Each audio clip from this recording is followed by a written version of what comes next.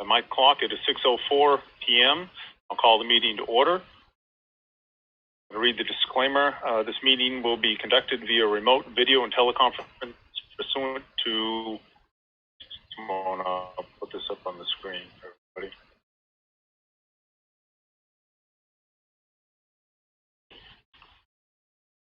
There, this meeting will be conducted via remote video and teleconference pursuant to 1 MRSA Section 403-A. Members of the public may join the meeting by phone by dialing 1-929-205-6099 using the meeting ID 817-2571-1119 and password 280819 or via computer at the link so provided. This is a work session of the Sanford Budget Committee, not a business meeting of the City Council. The meeting is open to the public but is not a public hearing. The chairperson shall conduct a work session with the committee members and may elect to call upon the public in attendance for either questions or obtain input and information. All work products will be developed by consensus and forwarded as advisory to the full City Council for any matter warranting legislative action by the City Council at a business meeting so posted and assembled.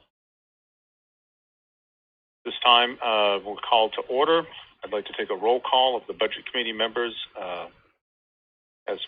as present. Robert Stackpole. Present. Maura Herlihy. Present. Ann Hanselman. Present. Jason Rice. Present. Jace Clark. Present. Becky Brink. Present. And Wesley Davey. Present. All right, so that completes the roll call for this evening.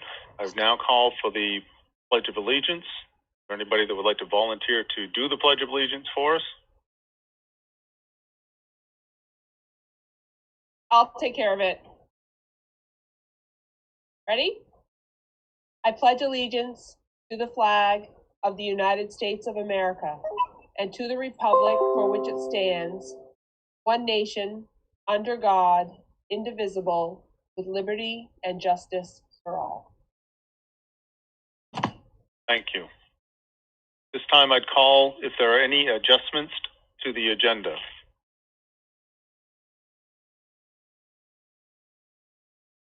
Hearing none, I'll move forward to old business. We have no old business this evening as this is the first meeting of the Budget Committee for the year. Moving on to new business. Agenda item 21-101-01 is swearing in of new Budget Committee members. Just a moment, please. Turn my participants back on. Marissa, do we know if everybody has been sworn in at this point in time? Everyone has been sworn in. Yes. Thank you very much. So we'll dispense of that item. The next is item 21-103-01, election of officers for the 2021-2022 Budget Committee, Chairperson, Vice Chairperson, and Secretary. So at this point in time, I'd call for nominations from the floor for Chairperson of the Budget Committee. I'd like to nominate Bob Stackpole to that position, please. I'd be honored to nominate him. I'll second that. I have a motion and a second. Are there any other nominations from the floor?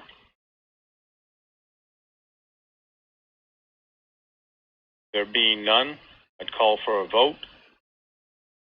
And I need to do that by a roll call vote. The motion is to elect Chairperson, Councillor Robert Stackpole, Chairperson to the Budget Committee for the 21-22 fiscal year. Calling a roll call vote. Robert Stackpole.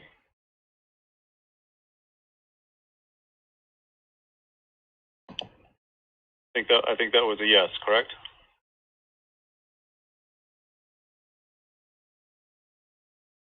Yep, still muted, but I see the yes. Maura Herlihy. Yes. Ann Hanselman. Yes. Jason Rice. Yes. Jace Clark. Yes. Becky Becky Brink, Yes. Wesley Davy. Yes. That being 7 in favor and none in opposition. So at this point in time, I'll hand the floor over to Chairperson Robert Stackpole. Okay, thank you, everybody, and certainly appreciate the support and the comments. As I said in the brief email I sent out earlier, maybe I'm crazy, but this is actually something that I will enjoy doing. Give me just a second here to pull up my copy of the agenda. And so we're on item 8 at this point, which is the election of the vice chair for the 2021-22 budget committee. I'll open nominations for vice chair.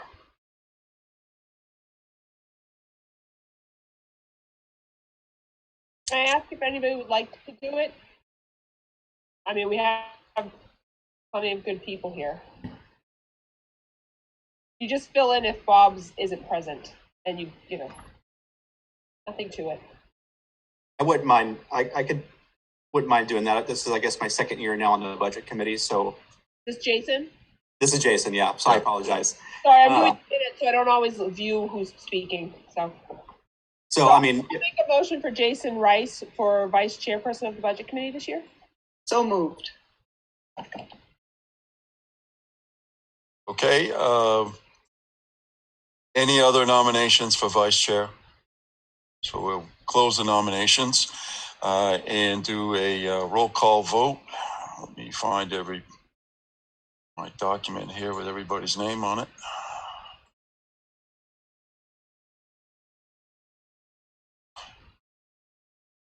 So this will be a slightly different order. Maura. Yes. Anne. Yes. And Jason. yes. And Jace. Yes. Becky. Yes. Wesley. Yes. And I'm also a yes, so that is unanimous. Congratulations, Jason. And hopefully it will be as easy as they just told you it was going to be. You can do the minutes instead. Yeah, so probably, well, I'm not going to say anything at all. Moving on to number 9 would be the election of a secretary. The secretary's role, if you're not familiar with that, is basically as a note taker. They don't have to be detailed notes, just a general inference, because we do have the agenda, so we know what's going to be discussed at the meeting. So you basically fill in comments or high points, as you might say, that are not on the agenda. So I'll open nominations for secretary. Was Councilor Herlihy up for it again this year, or somebody else excited to do it? I already started taking notes, but it's up to you guys. I'm perfectly willing to pass it on. Oh, Maura, you'd be perfect. I'd like to nominate Councilor Herlihy as our secretary. Thank you.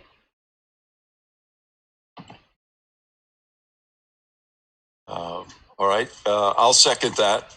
Are there any other nominations for secretary?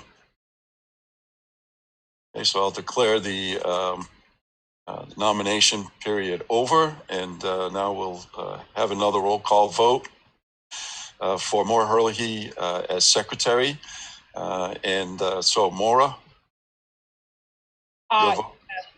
Yes, okay, thank you. Anne? Yes. Jason? Yes. Jace? Yes. Becky? Yes. And Wesley? Yes. Okay, so now we have our leadership slate all filled up. And on to number 10, which is establishing the rules of procedure. Basically, I believe what we have as a budget committee done in the past, and certainly I think what I did last year, is rules of procedure are loosely adapted Robert's Rules of Order.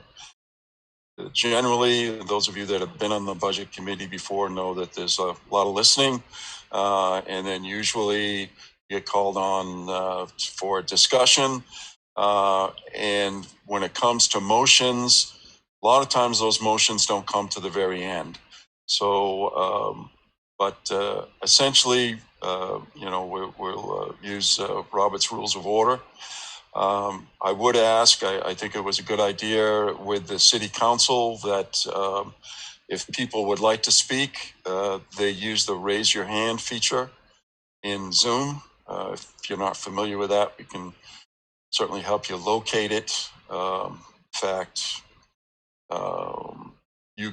if you go to the bottom of your screen, you'll see a menu that will pop up that says participants, chat, share screen, etc. The last one is reactions, which you can react to what people are saying, of course, by giving them a thumbs up or a hand clap or whatever it might be. But there's also a large button at the bottom of that says raise hand. If you click on that, you'll see a yellow hand will come up in your window. Presumably I'll see that. If I don't, certainly you can point out to me that someone has their hand up. You also click on that button again to lower your hand, which is something some people quite often, and even I might forget to do, although I don't know I'll be raising my hand that much. But make sure when you're done, you go back and click on that and lower your hand. Not a big deal, but just ways to move ahead. Mr. Chair? Yes. Could I just make note that as the host of the meeting, since I'm hosting the meeting with my account, I do not have the ability to raise my hand. Okay, so you have permission to speak out. I just wanted to establish that. No, that's not an option for the host or the co-host. So okay. Apologize for that. It disappeared for me ages ago. You know. I'm sorry. Weeks. I'm sorry. I think we lost the first part of that, Maura. What? I haven't been able to use it for weeks ever since we made some sort of an adjustment. I can do a reaction where I look like I'm clapping. That's about all I can do. Okay. Well, we'll do what we need to do. In fact, Diane Connolly, I see now, has her hand up. Imagine she has a comment on rules of procedure. So, Diane, if you have something you'd like to add, feel free. Yeah, it's just something that Maura said. When you said, Mr. Stackpole, to go to Reactions tab, in order for me to use the raise hand feature, I have to hit the participants list. And down at the bottom, it's raise hand. So, there it is. I got it. I can use it. Okay. Thanks. All right. Yeah, I know this is a little different depending on what platform you're on, but as what I just went through is where I see it, so we know it may be in a different place. Again, if you're having problems with it, I mean, you can literally raise your hand. That's fine. All we're trying to do is prevent people from talking over other people.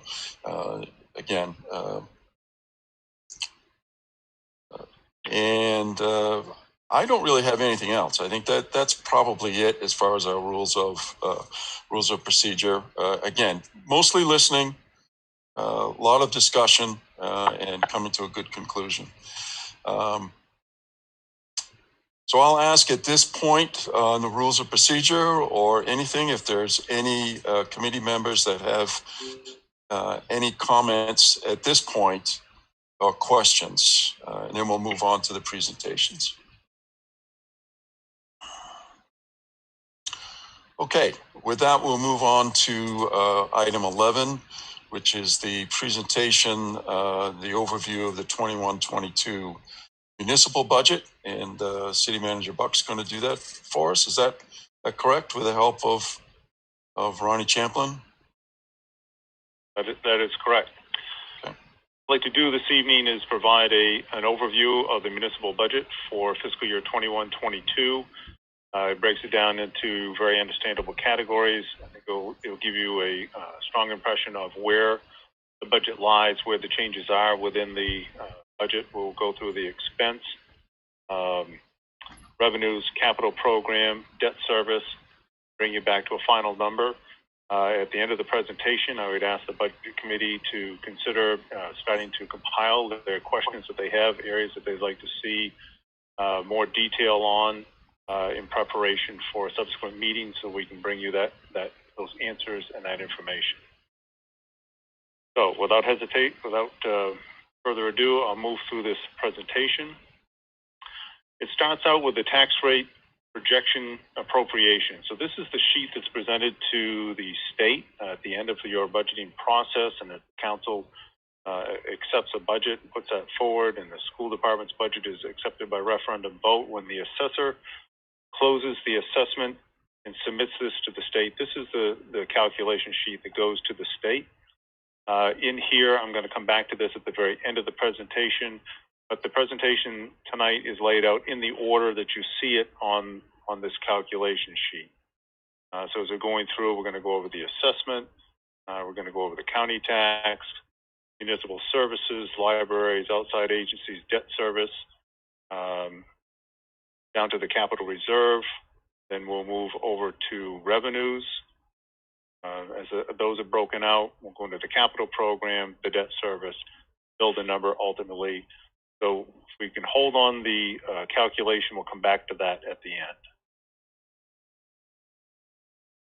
Starting out, following in order of that calculation sheet, the first is the net valuation. So for fiscal year 21, we had a valuation of $1,621,521,000. For tonight's presentation, we've held that constant. Our assessor believes that we're going to see changes in valuation ranging from a low of $75 million to a high of $100 million, less depreciation, that's net of depreciation. Much of that is going to be comprised of increased valuation that we're seeing within the residential market, which is not necessarily a positive thing as it comes to the proportional piece of the tax bill that's paid by a residential homeowner versus a commercial client. Later in the presentation, we will go to numbers using the mid-range of that. The $80 million is the safe amount that we believe can be budgeted for purposes going forward. But real estate valuation doesn't close until April 1st. And it's not until much later in the year that we finally know what that number is. So for tonight's purposes, we're leaving the number stagnant as we always have in prior years' presentations. The county tax, you can see for fiscal year 21 was $799,526. We're bringing forward that same number of $799.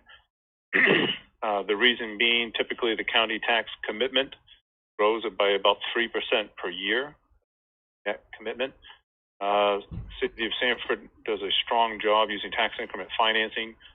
Thereby, when you get into the mechanics of tax increment financing and the positive tax shifts that can be produced from that, by a strong administration of tax increment financing, which we have a large increase on this year, it typically will negate that 3% increase. We can look at those details later in the presentation. Going back to that slide, so the $799,000, if we were to see as much as the full 3%, that would be an increase of $23,985. But again, we do not anticipate having to absorb that. Looking at the municipal expense budget for fiscal year 21, it was at $26,262,000. For fiscal year 22, we're projecting $27,218,000. That's an increase of $956,463, or 3.6%. The remainder of the presentation on the expense goes to breaking that down into understandable categories. Looking at those categories, we have employee insurances and benefits. Just a moment. Maybe easier if I just pull this up here. So under employees insurances, excuse me, I'm sorry. Got to get my head in the right place here. Right. Major categories: employees, insurances, and benefits increased by $373,711 this year. That's comprised of a large increase of $319,902 in workers' compensation.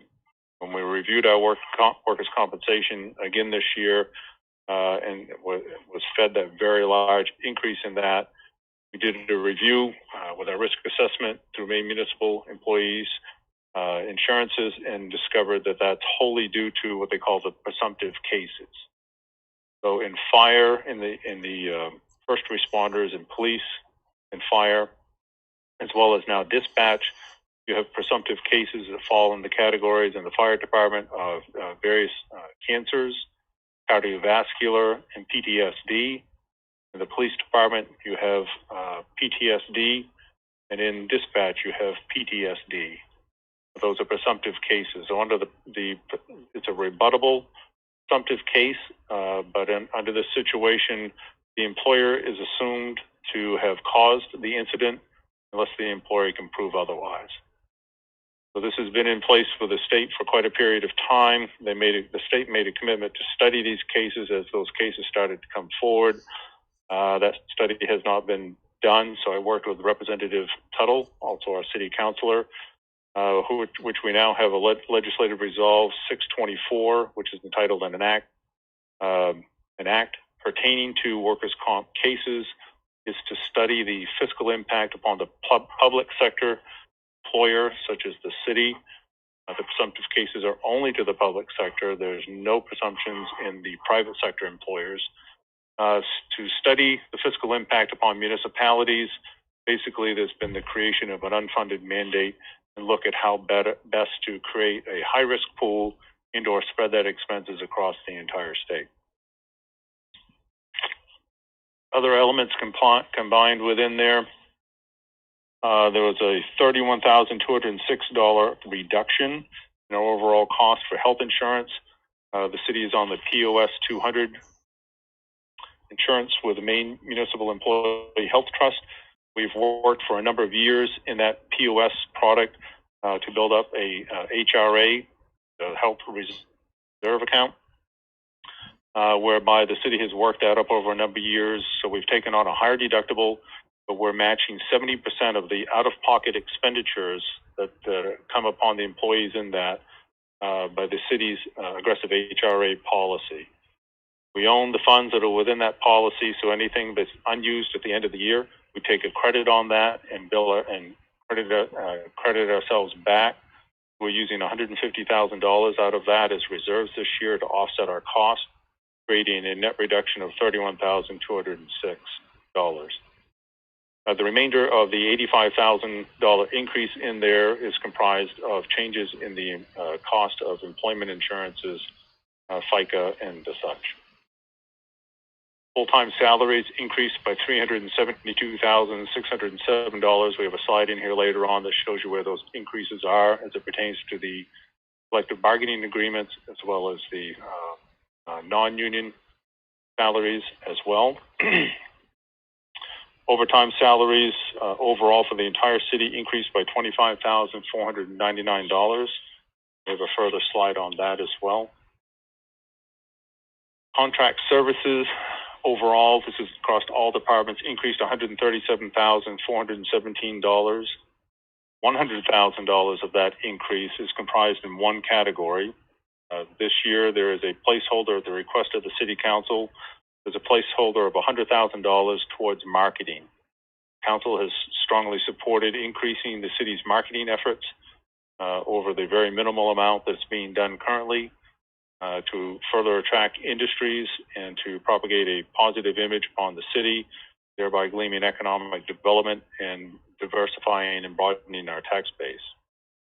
So currently, when you look in the municipal budget this year under the Growth Council budget, you see a $100,000 increase over last year, actually $102,000, but $100,000 of that is wholly the marketing piece. So there's a placeholder in there for $100,000.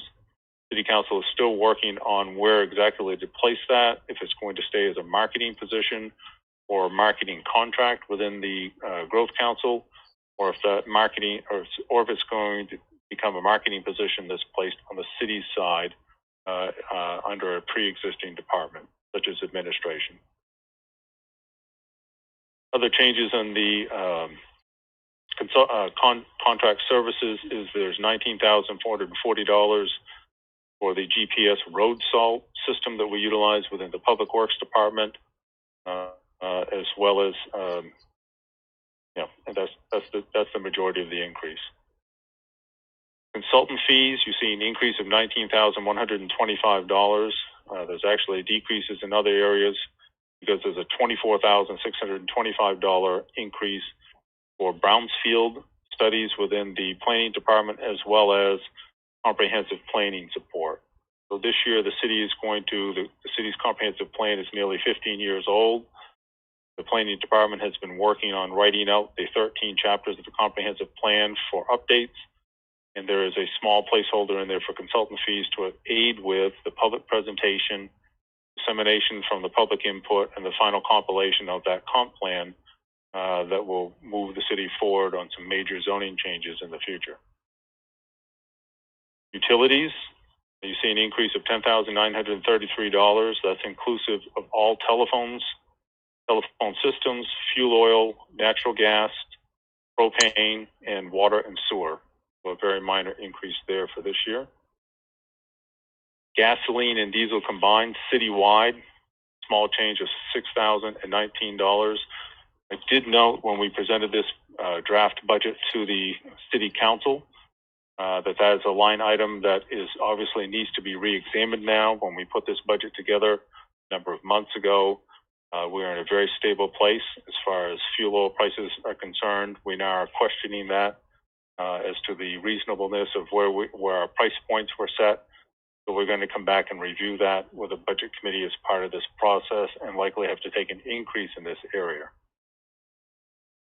Electricity, you see a $32,000 decrease there.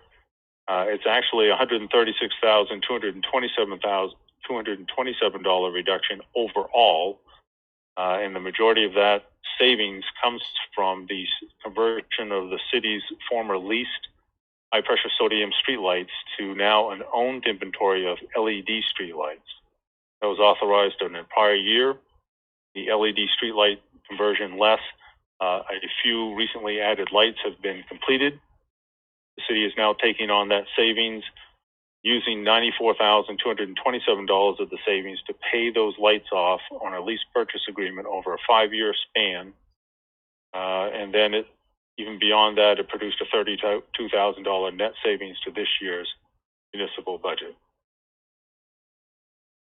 Other changes, all other categories combined, there's a change of $43,152. So by drilling the municipal budget changes down to these small number of categories, you can see very quickly where the changes lie. This next slide is simply a compilation of all of those numbers that I just talked to you about, lays it out for you, and they comprise an increase of $956,463.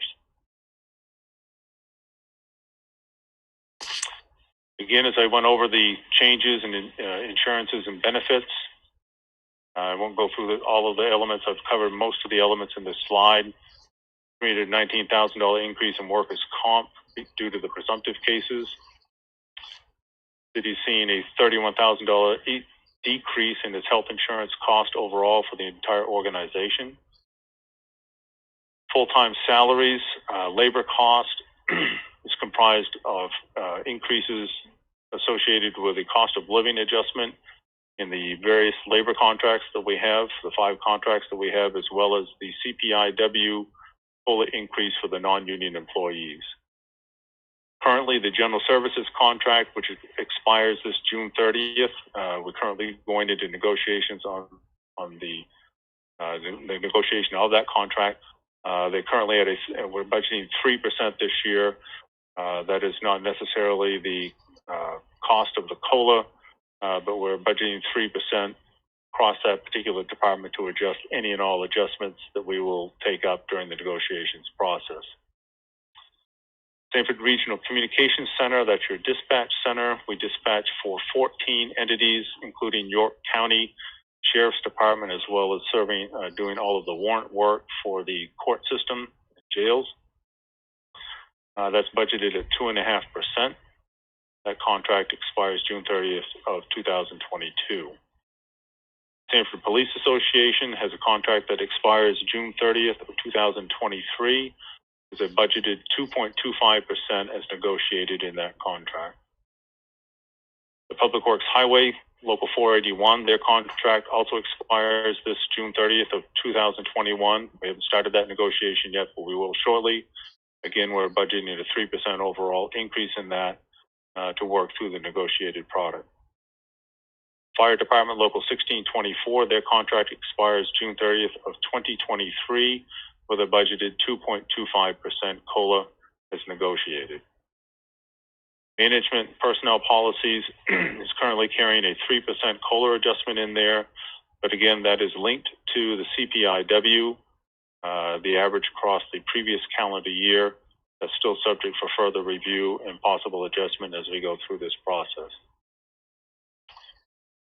In the municipal book this year, we have only one position that is new.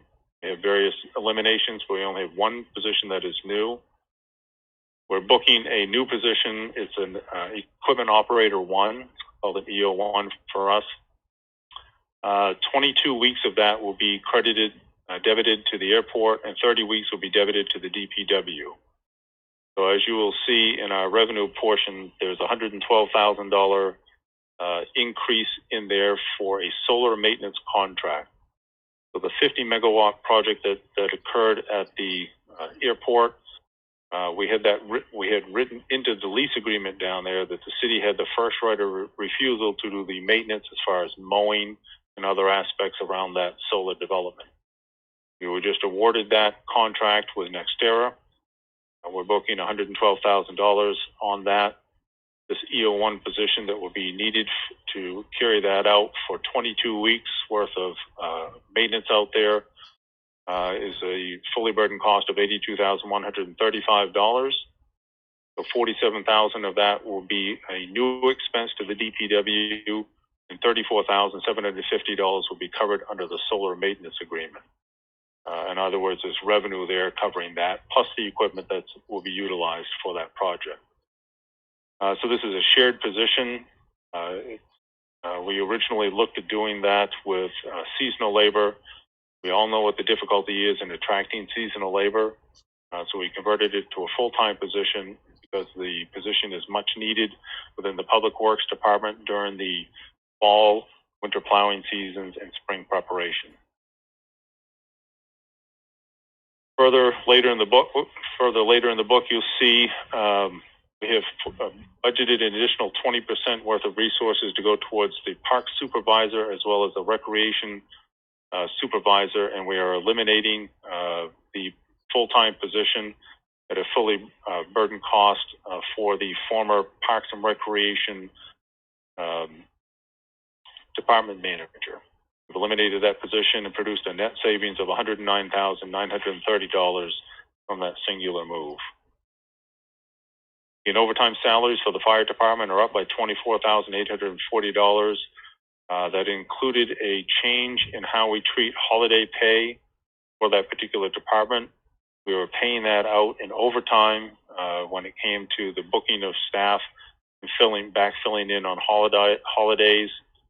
We've implemented this change, and since we've been saving that on the saving that amount of funds to offset this overtime. Contract services, again, as I mentioned, the Growth Council, there's a $100,000 increase in the Growth Council under contracted services.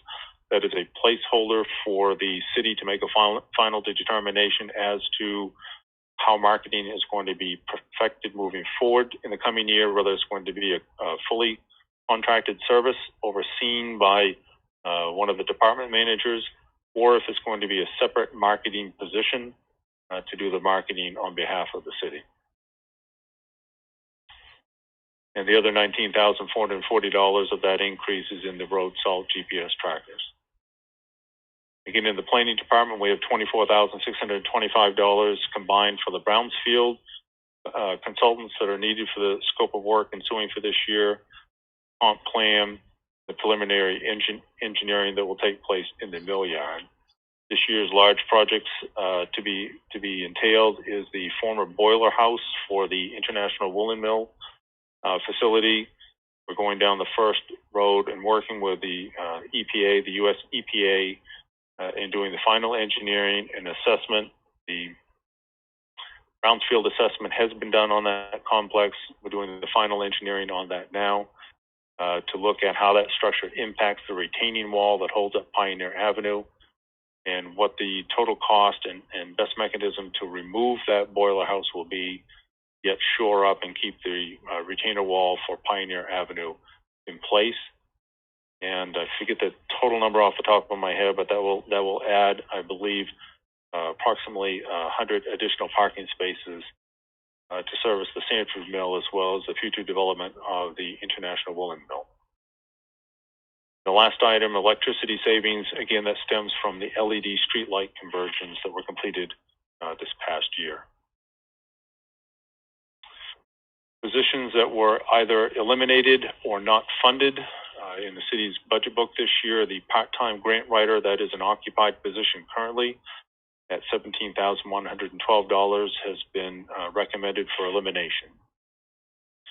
Parks and Rec Director, just the wage on that was $89,009, plus insurances and benefits on top of that. That position has been eliminated. The duties split out between the Parks Director, our Parks Supervisor, as well as our Recreation Supervisor. Also in the budget book were requests pursuant to ramp-ups that are within the CBAs for 2 dispatchers that would take the dispatch center from the current 20 certified dispatchers to 22. That was pulled out of the book. Again, all of these moves at the manager's level were done to get the budget book to come in balance with the sustainability goals that previously had been established by the budget committee and embraced by the city council. And we'll show that as a slide at the last of this presentation. Also, there's a ramp up of 2 firefighter paramedics at $126,490.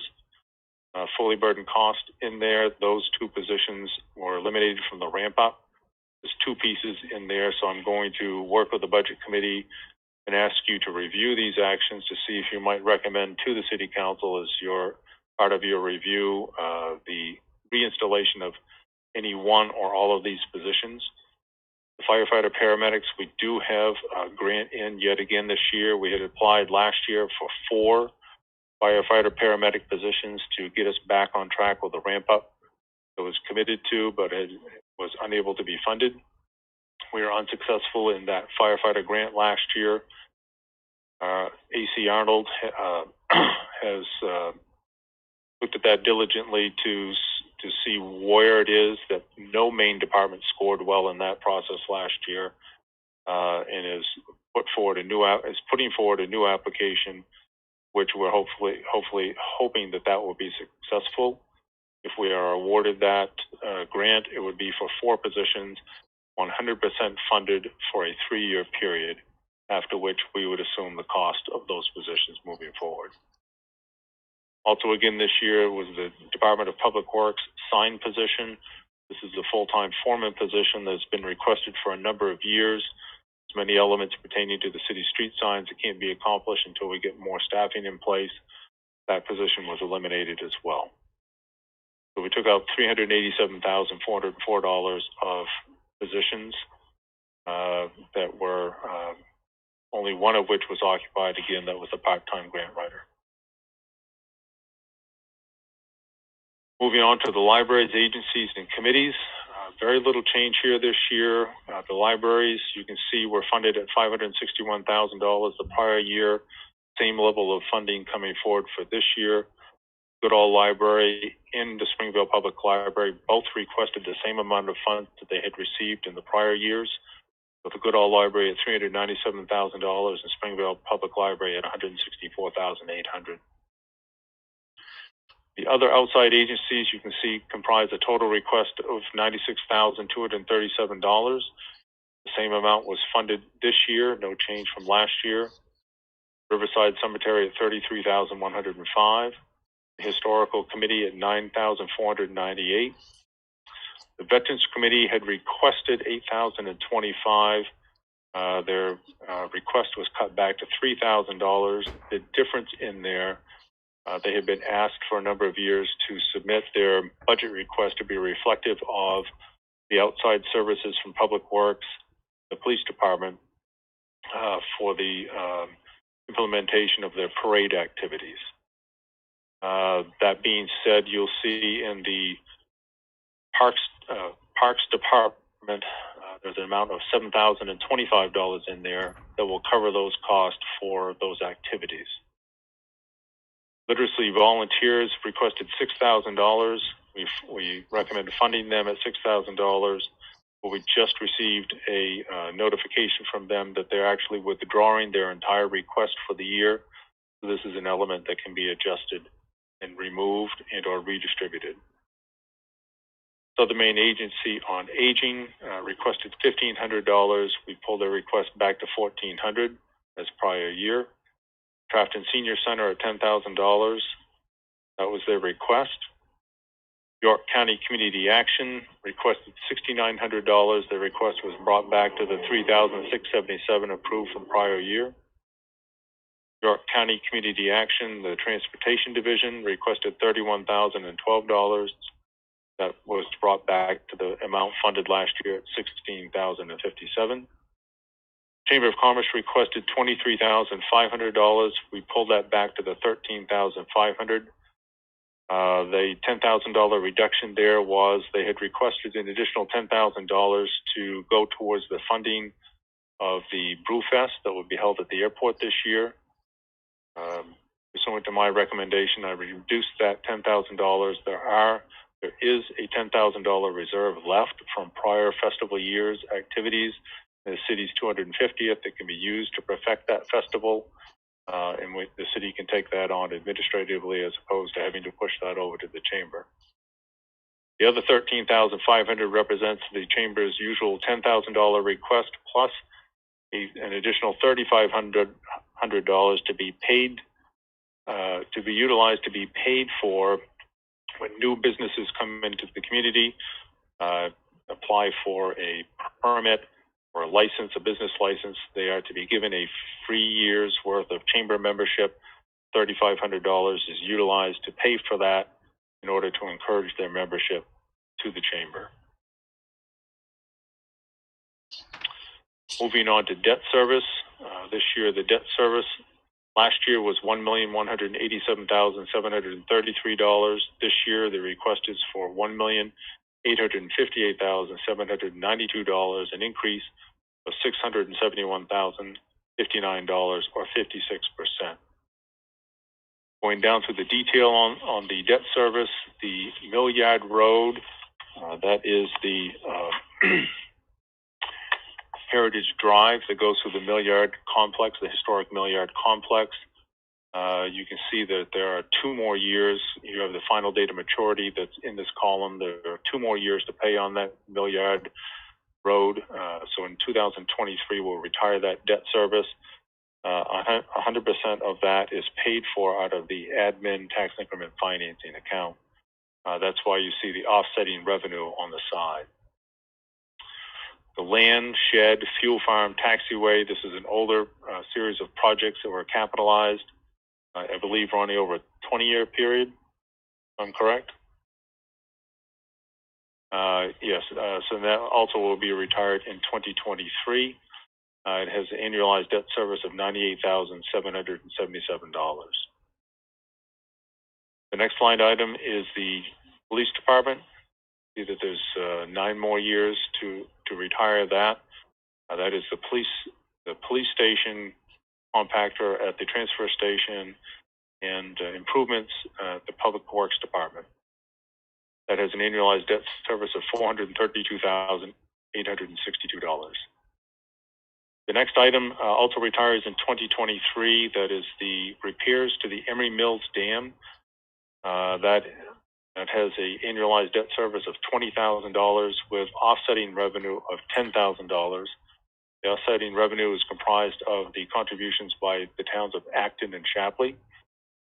City owns and operates the Emery Mills Dam, that is the primary control unit for the Mousom River.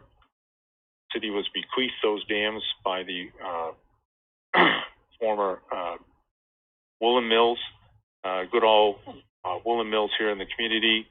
City continues to own and operate those, predominantly because it needs to keep 20 CFS passing by the sewer department in order to have the rate of dilution that's required for the sewer department to be able to maintain services. So there was a series of repairs that were perfected on that. It's a stone and earthen dam. It was injected with flowable concrete, a number of other improvements, as well as membrane put on the upstream slope, root penetrations removed and such. Finally, we were able to get that to pass the state inspection, stop the leakage on that, and we believe that we're going to be able to hold on any further significant capital improvements on that for quite a number of years. The next line item on here retires in 2028. That is the snow removal equipment building / admin building at the airport. This is in its third year of debt service at $307,866. 100% of that debt service payment will now be debited to offsetting revenues from the tax increment financing district that is wrapped around the solar project at the airport. Also in 2028, there will be the retirement of a property purchase at 922 Main Street that has an annualized debt service of $18,455. That was the purchase of a building directly across from City Hall that was adjacent to Goodall Park. The building was demolished, basement removed, and the park has been expanded into that former footprint. The next item, very significant item, is the first year of debt service.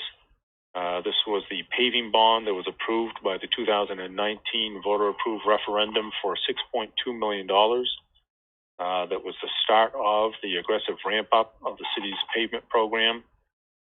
So the first year debt service on that is now coming due at $706,986. The next item, which retires in 2030, is an affordable housing loan that at $31,045.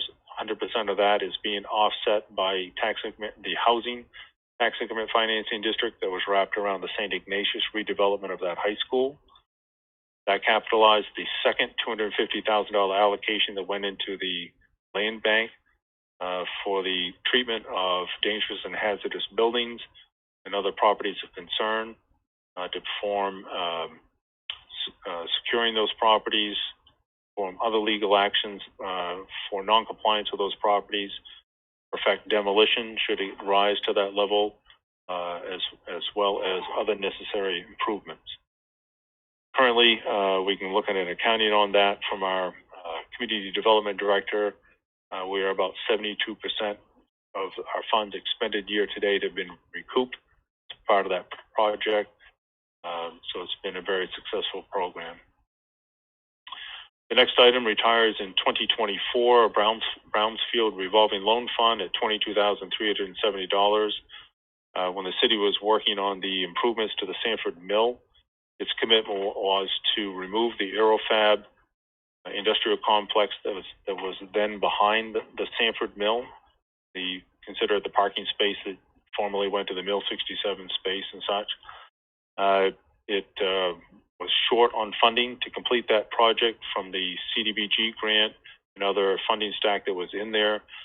So the City Council authorized a revolving loan fund with Southern Maine Regional Planning Commission for RLF funds that they held specifically for Brownsfield. So this is going towards the retirement of that debt.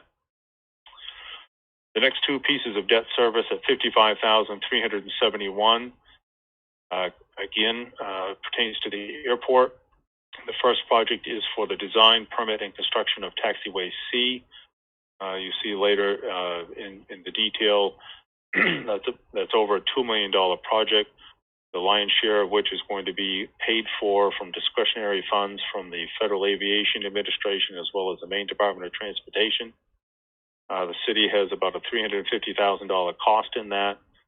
A small portion of that is going to be inside of our capital improvements program.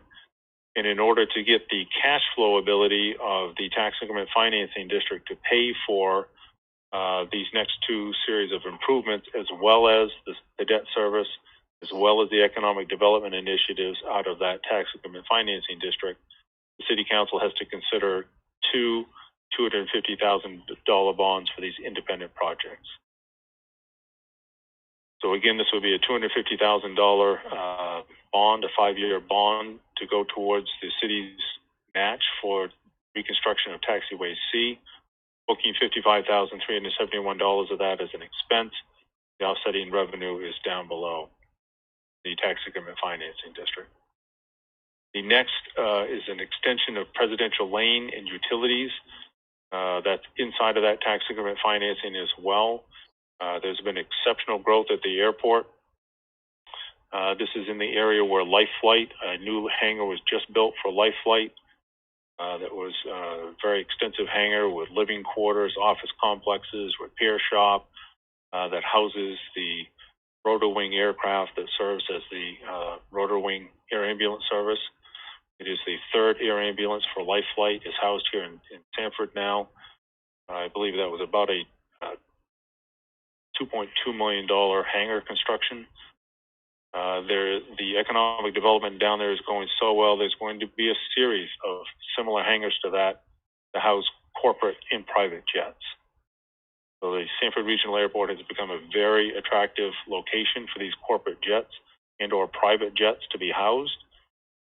So this is an extension of water, sewer, utilities, as well as fiber optics going out to these facilities, the majority of which will be paid for by fees, connection fees at the time of construction, and a smaller portion of that will be paid for out of this $250,000 bond.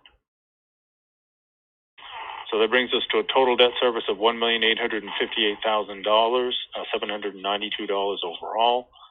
We have offsetting revenues of $477,055, as well as two offsetting revenues of $55,371 each.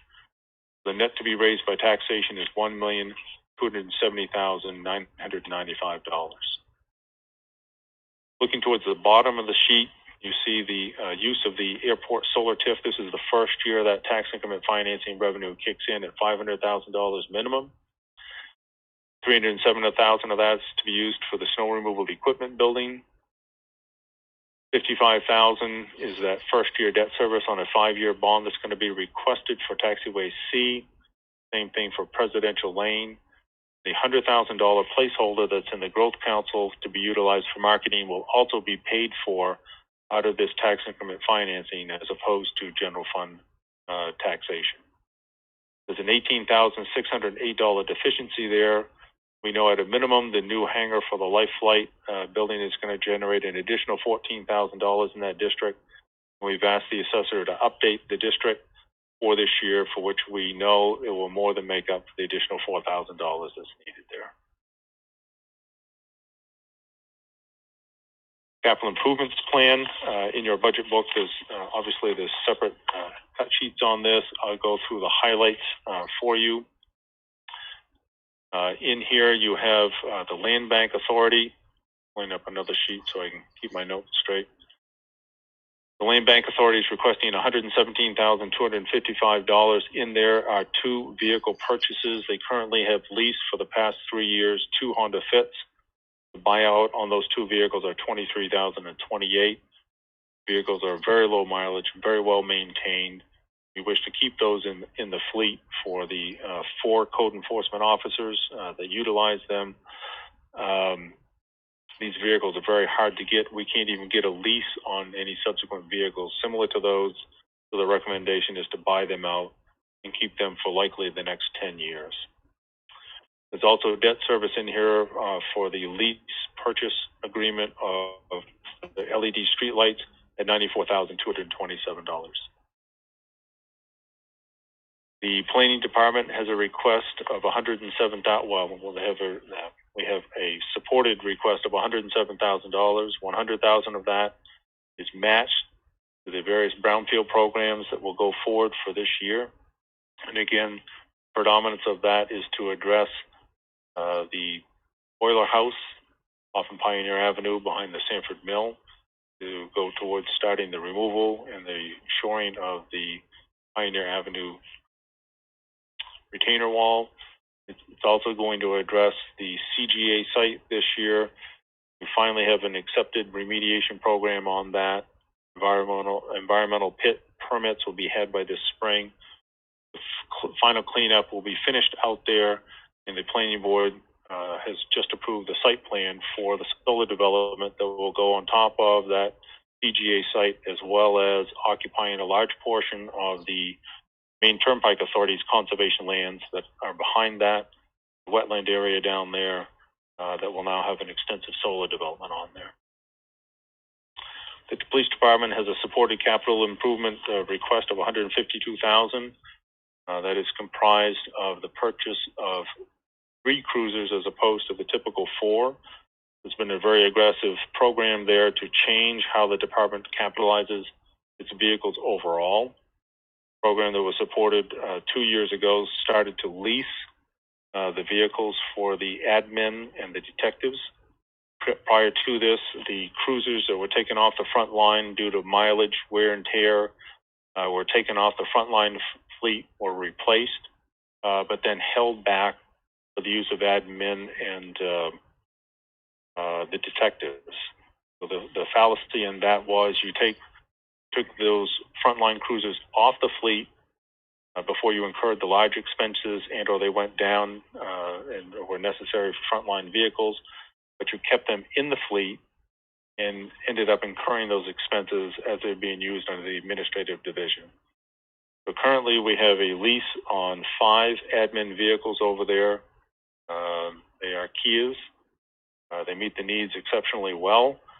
And we have reduced our maintenance line alone by nearly $25,000. And that more than pays for the lease on those vehicles. And it's also allowed us to have a more aggressive replacement program that is starting to pay dividends. We're seeing a higher rate of return as far as the net value of the vehicles that are being sold out of the fleet, thus reducing our acquisition cost. It significantly has reduced the overall cost for this department. So for this year, since we're starting to catch up on the vehicles, they're going to request only 3 instead of 4 cruisers at a cost of $99,645. They're requesting the replacement of the animal control officer vehicle at $27,900. There is $10,000 budgeted in there for the 5-year replacement of a portion of our body armor for all of officers. And there is $14,735 in there for the 5-vehicle leased fleet. The fire department, there's a supported request of $520,064. That is comprised of, excuse me, that is comprised of a lease payment, a lease purchase payment on engine 4. It is the 7th of 10 payments and an amount of $45,545. There's a new request in there to replace ambulance 3, a $298,000 unit. It includes a striker system, ambulance, that's a striker cot lift system, and also the unit that lifts the cot into the unit itself as well. It has a Zoll 15 lead defibrillator in there at a cost of $36,000. It's based upon a Ford F550 gas chassis, and it has the lifeline box that will be put on there. That after it goes through its first 9 years of useful life for that chassis, box will be removed. Minimal amount of refurbishment, and that box will be remounted on a new rolling chassis at that point in time, which will significantly reduce the cost of the overall replacement for the next unit at the end of that 9-year period. Also in there is the 5th payment of 5 at $49,848 for ambulance number 1. There's a fourth payment of 10 on a 10-year lease purchase for the Quint. That is at a price of $148,512. The Quint was the first part of the admin of replacing the type and number of apparatus, which reduced the overall number of apparatus the department has by purchasing more diverse units. A Quint is a combined ladder and tanker unit as opposed to having a separate tanker, a separate ladder unit. The next item in that comprises this is the last payment, the fifth of 5 payments for a heavy squad. That is the heavy squad unit that was purchased used. This was part of the overall program that eliminated approximately $3 million of past depreciated equipment that was beyond its useful life within the department. That equipment has been largely removed at this point in time. And the heavy squad, by purchasing that used, was a tremendous cost saver within that overall program. And then the last item in the last item in here is $77,673. Is a new engine. It will be the engine lease. This is a lease of an engine. This is payment number 2 of 7 on an 8-year lease for an 8-year service on this apparatus. So the department has shifted over now to doing, this will be the second of the units that we've ordered in this regard. It seeks to do a lease, 8-year lease of an apparatus. And at the end of the 8-year lease, you can either purchase the apparatus or you can roll it out and implement into another 8-year lease. It is the 8th year where the majority of the repair cost and high expenses comes into the overall ownership cost of the apparatus. So we believe that the shift in how we acquire product, the equipment will keep our rolling fleet to a newer level and significantly reduce the maintenance cost. When we get into discussing that, if we do further, Chief Bernardi can relay to you the exorbitant amount of maintenance costs that the department was expending prior to this, we've now taken out of our books. The next item in here is the airport. The airport has a supported request of $130,000. So in the CIP is $100,000 to go towards the reconstruction of taxiway C, with the remainder $250,000 to be supported via the debt service, by carrying $100,000 in the capital program. There's also a $30,000 request in here to relocate airport fencing. That is part of the new construction for the hangars down there, as well as accommodating 2 pieces of land that have been purchased recently by 2 manufacturing firms down there. Parks and Recreation Department, the City Council, pursuant to the 2019 analysis and the supported 2019 referendum vote, had committed to ramping up the capital improvements program to $350,000 a year as a minimum to support the master plan within the Parks and Recreation Department program. Coming into the 3rd year of this, we note that we can get by with less than the $350,000, partially because of the inability to perform some of these tasks for this year, but predominantly because the prior investments are starting to pay down for themselves. So in here this year, we have $105,000 that will go towards lighting improvements and other improvements at Blue and Fields, hopefully with a restoration of the baseball program for the summer. We're carrying $20,000 in here for the trails construction and maintenance. There's $55,491 in here for vehicle and equipment purchase, one of which is a replacement unit, John Deere tractor 4066R 52 model to go back into the department, as well as completing the purchase of a 2021 Nissan 12-passenger van, replacing the prior 15-passenger van that was being taken out of service this year. And the last item is $100,000 towards the Goodall Park Stadium pole replacement and rewiring of the lighting systems now. The final item is the Public Works Department. There is a commitment also pursuant to the multi-year road analysis that was done. This year was the first year of that, was the implementation of the $6.2 million bond, as well as the $1.5 million that comes through the mandatory capital portion of the CIP within the city.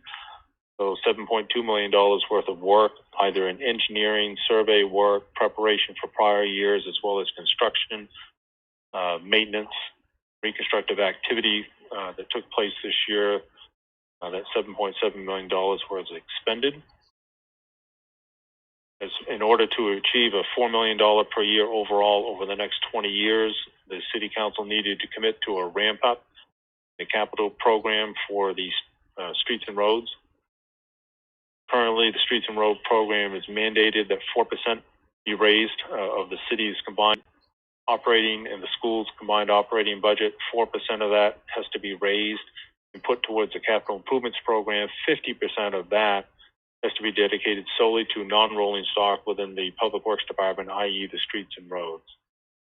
So currently that would have produced about $1.6 million this year.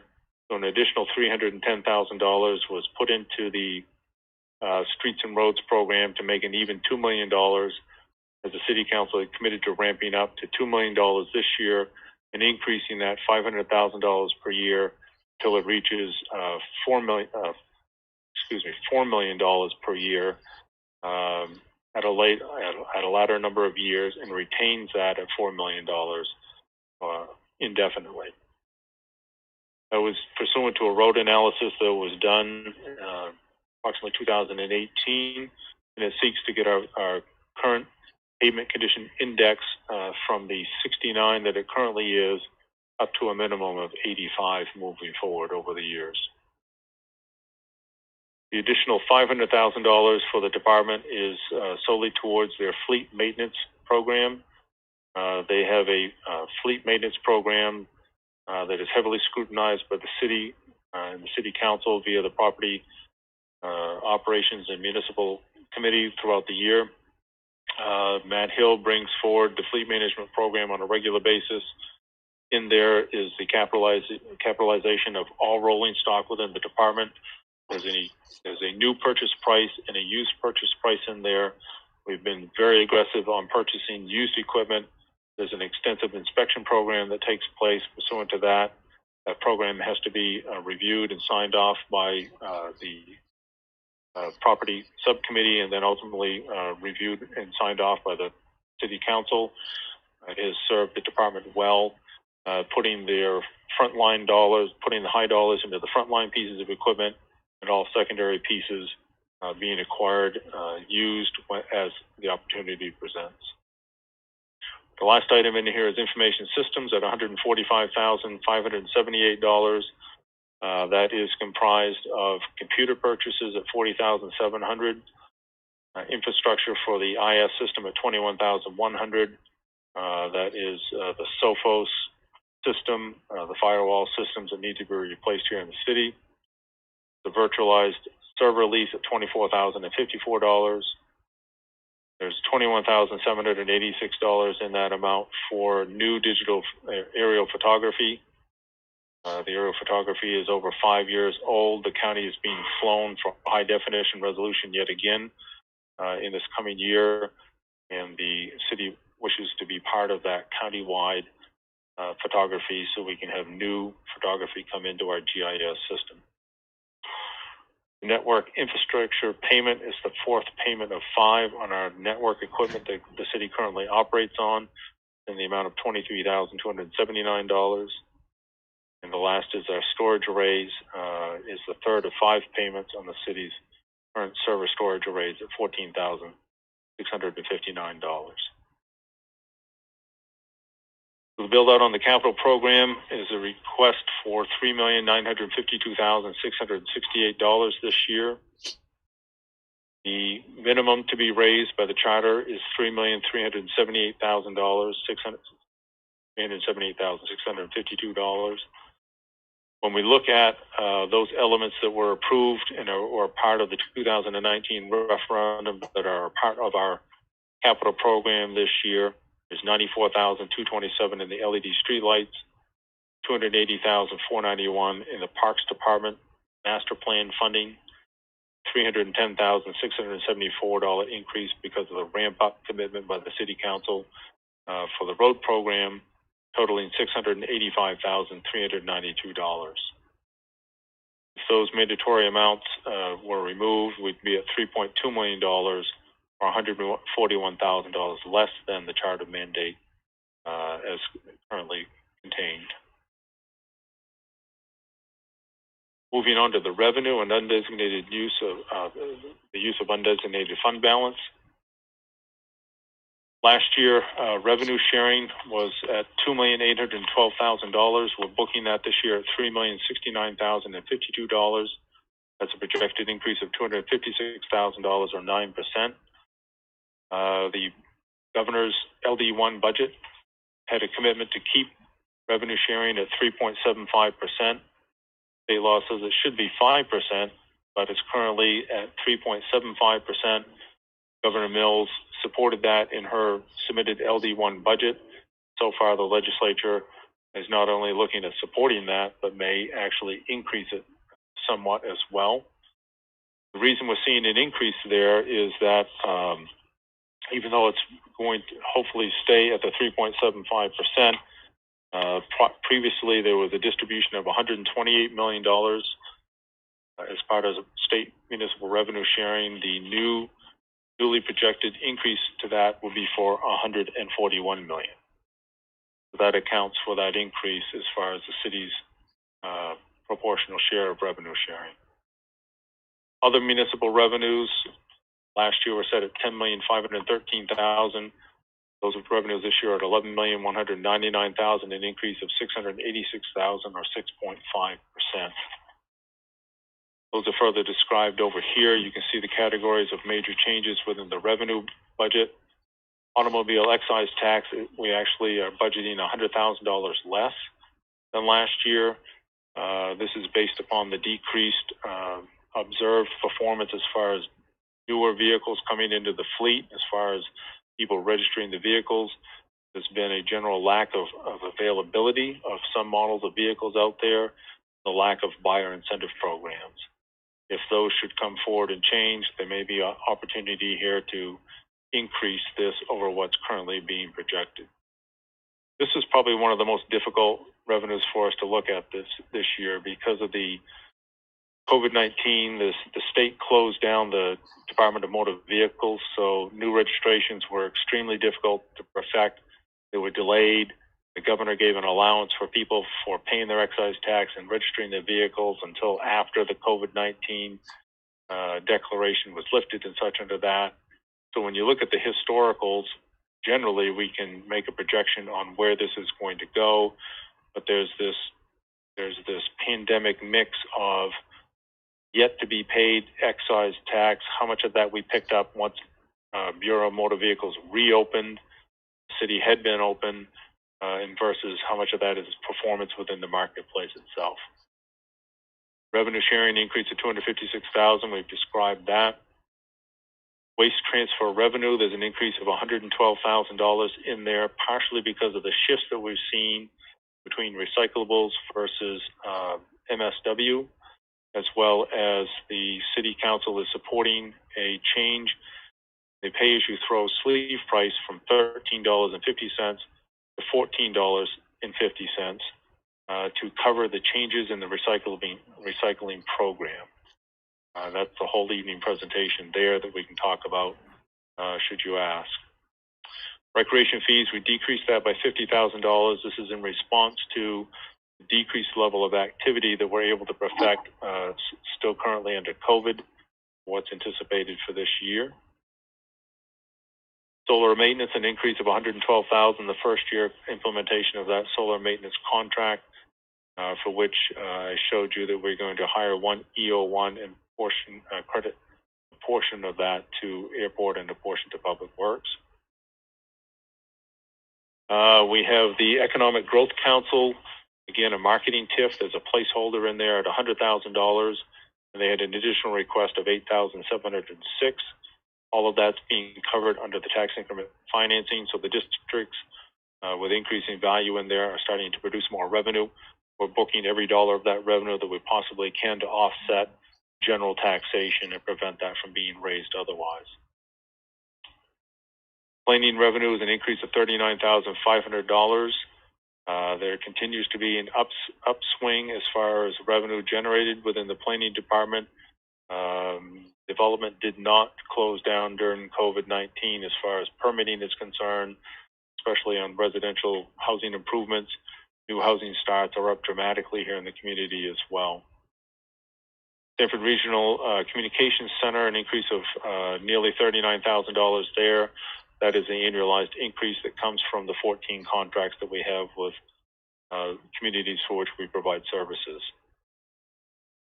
Licenses and fees. There was a change to the fee structure for all licensing and fees last year, and also an increase in the number of new licenses being obtained. There's an increase of $60,000 in that category.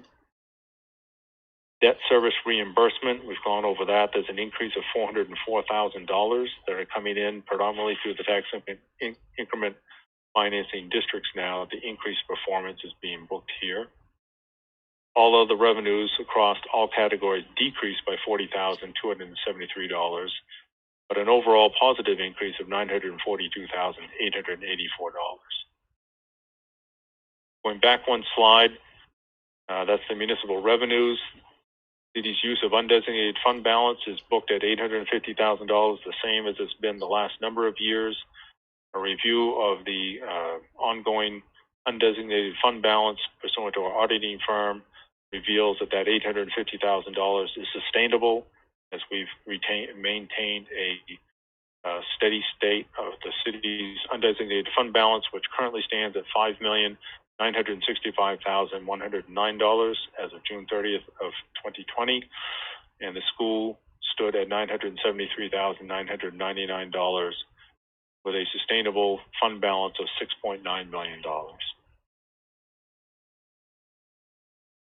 Looking at other elements that comprise the city's overall calculation of the taxation, we're booking the same homestead exemption as last year. Again, with the governor's LD1 budget, there is the establishment of a $25,000 homestead exemption, for which the state is to reimburse us at 72%. They're holding steady there and holding us harmless. That's what has been asked for in the legislative advocacy programs that I participate in on behalf of the city, is to State of Maine, please hold us harmless in these two areas of municipal revenue sharing and the homestead exemption, school funding, and the other benefits as granted to veterans exemptions, tree growth, and such under that. If the state can hold us harmless in those areas, then we can hold ourselves in a very favorable position. So again, this is comprised of the number of homestead exemptions that you have, $25,000 exemption on that, and that amount of number of homesteads at $25,000 times your mill rate is what establishes the state reimbursement amount of $1.3 million, almost $1.4 million, which is specifically used to wholly offset the property tax burden within the community. So 100% of that is booked simply to reduce the mill rate expenditure within the municipality. The BETI, that's the Business Equipment Tax Exemption Program, that's being booked at the same amount as last year, $601,575. We have a $2,100 argument with the state right now that when they did the audit, we're off by $2,100. We'll see where we prevail on that, but nonetheless, that is a steady, relatively steady amount. So currently, the state's program, we still have better qualified equipment as well as non-BETI or better qualified personal property equipment. This portion of your tax reduction is only the BETI program. This is the last and the latest of the business equipment tax exemption program, whereby the businesses that have qualified manufacturing equipment that comes into this category. The value of that is assessed by our assessor. Businesses do not pay the personal property tax on that, but the municipality files to the state for 50% reimbursement on that. So when the state granted this program, that the state's constitution, any unfunded mandate, i.e. the reduction in the taxable base, the state does, the state charter states that they must reimburse the municipalities 50%, up, not less than 50%. So that's what they did. They wiped that out. So now the businesses do not have a relationship of risk with the state of Maine, because under the former Better program, they paid their taxes to the state of Maine, and they waited and they risked whether the state was going to reimburse them or not. So that was lobbied against a number of years ago to do away with a program where now the municipality bears the risk of being reimbursed, not the businesses. This is where this is booked on your tax calculation sheet. It's under the Betty amount. The next to the last item that we have in the calculation of your tax liability is the amount of overlay to be established. This is the rounding factor that's used, as well as a reserve that can be established by the city council as far as setting that amount of overlay. So by state law, municipality may raise up to 5% greater than that commitment that's required to meet its taxation to satisfy the municipal and school net commitments. Currently, the city raises this same amount, approximately $261,240. That was what was raised last year. We're booking the same amount as far as keeping that steady state for observation purposes for tonight's consideration. The last amount is the tax increment financing. It was booked at last year at $900,994 was the actual performance on that. We've booked that same amount, and we have that entirely consumed within your budget book this year for allocated expenses. We have three major TIF districts under consideration right now: the airport TIF district, the downtown sinking fund, and the downtown tax increment financing districts. We believe there is additional revenue that will be thrown off on those this year in excess of this $900,000. So another potential area of further reduction once we're able to better establish that, hopefully during this budget process that we're currently in the month of March. So bringing all of those elements together, it calls out for a net municipal commitment of $1,338,869, greater than or 7.78% greater than last year. When we examine what's building that, $685,000 of that increase comes from the LED streetlights, Parks Master Plan commitment by the council, as well as the increased CIP over and above that of the 4% charter mandate. So that's $685,000. And then we have the increase in the debt service. $706,000 of that increase was for the road debt service. It was approved 2019. It kicks in this year, but the net of that, $671, is here. If you eliminate those two items out of our budget, we're at $17,582 less than the prior year's budget. But putting all of those numbers back in, stagnating, using all of the numbers that we've seen prior, stagnating the municipal valuation, we would we would go from $20.16, $20.99, or an 83-cent per $1,000 increase in the municipal tax rate. So that's following through these calculation as it's produced. This was previously reviewed and discussed with the City Council and presented to them. They were looking at the benchmarks of the sustainability that's been previously worked on. The prior determination for sustainability as far as expense was for an average increase of not more than 4% per annum growth in the city and the school expense budgets. This stems from the 13-year multi-year analysis. An average, with the most recent average for the city at 3.72% year over year for the past 12 cycles. This year's expense is an increase of 3.64%. On the revenue side, it was also looking for a sustainability of an average increase of 4% non-property tax revenue growth on both the city and the school side. Again, this stems from that 13-year analysis where they had an average of 3.11% for the 13-year period, but a more aggressive 3.62% for the 5-year cycle that was truly looked at as part of this as being more applicable. This year's city's increase is 7.08%. The last element that's looked at is the valuation.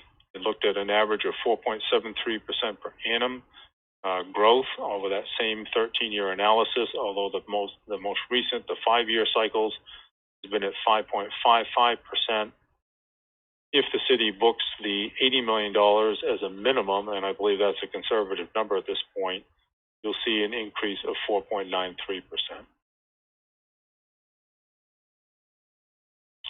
So that's all of the numbers that comprise the changes in the municipal budget and how they translate into the tax rate calculation sheet.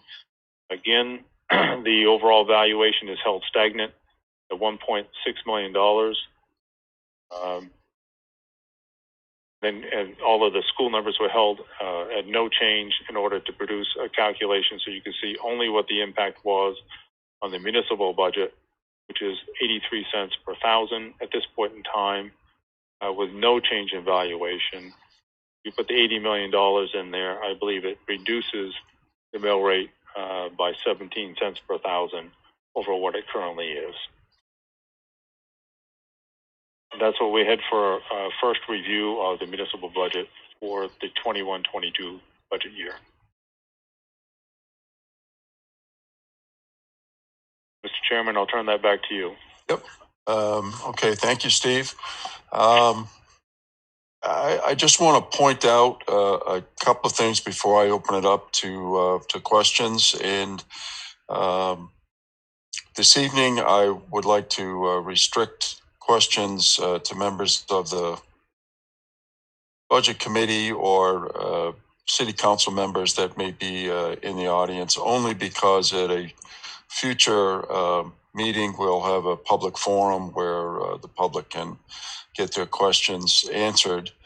But a couple of things I just want to point out. I mean, we heard members of the budget committee who have been on the budget committee for a number of years, and certainly members of the city council, heard very loudly in previous years, please fix our roads. We did figure out a scheme to do that. We're in the process of fixing the roads here in Sanford. Significant work was done last year with the community support. Yes, there's a price tag, and we also knew that this was the year that price tag was, that amount was going to come due. And so here we sit. But if you look out at the roads, the work that's been done, I've heard nothing but praise, actually, for the new surfaces in our community. Yes, there's more that needs to be done, and we have a plan for that. It's all encompassed in the bond, et cetera, that we're using to finance it. But again, we were asked, begged, if you will, to fix the roads, and we are doing that. And there is a price that comes along with that. Similarly, I think with the recreation commitment, initially we didn't fund the request from the recreation department, and I believe last year the budget committee essentially, but also the city council supported including those monies to improve our state of recreation here in the city of Sanford. And again, I think if you drive around the city, if you look at our programs, you can see the impact that that's having in terms of improving the quality of life here in the city of Sanford. And the streetlight bonding, correct me if I'm wrong here, Steve, but my understanding is that eventually that will pay for itself in the long run, including the maintenance, right? It's paid for through the savings. You muted, Steve. Or it's a 3.5 to 4 year payback. Right. On the lease purchase. Right. So that works out. So I just want to clarify those points.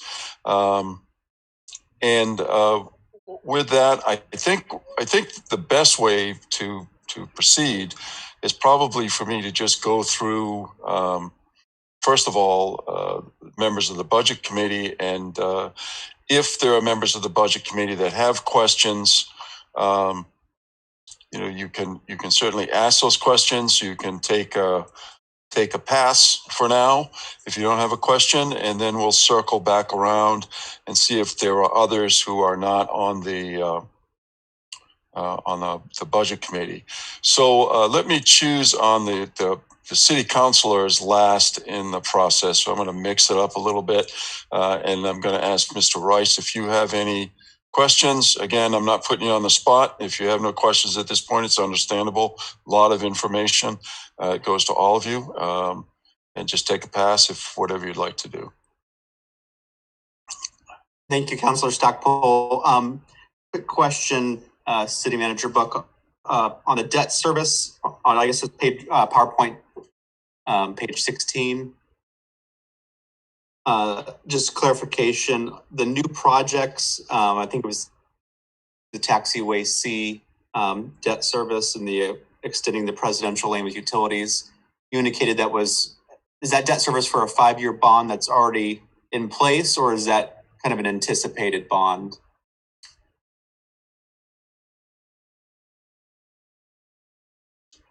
Steve, you're muted again. That would be new request to the City Council for a 5-year bond for each one of those projects. Those bonds have not been implemented at this point in time. Okay. And I think that was the only kind of clarification I was looking at this moment. So I can go ahead and move on. Okay. Councilor. Yep. So, Mr. Clark, do you have any questions at this point? If I could just a moment, if I could go back to Mr. Rice's question. So, again, the reason for asking for those two elements to be bonded is to match the cash flow ability within the tax increment financing district. So, Steve, are you saying that the bonds are going to be funded out of the TIF eventually? So this is not. Oh, yes, they'd be bonded from the first year implementation forward.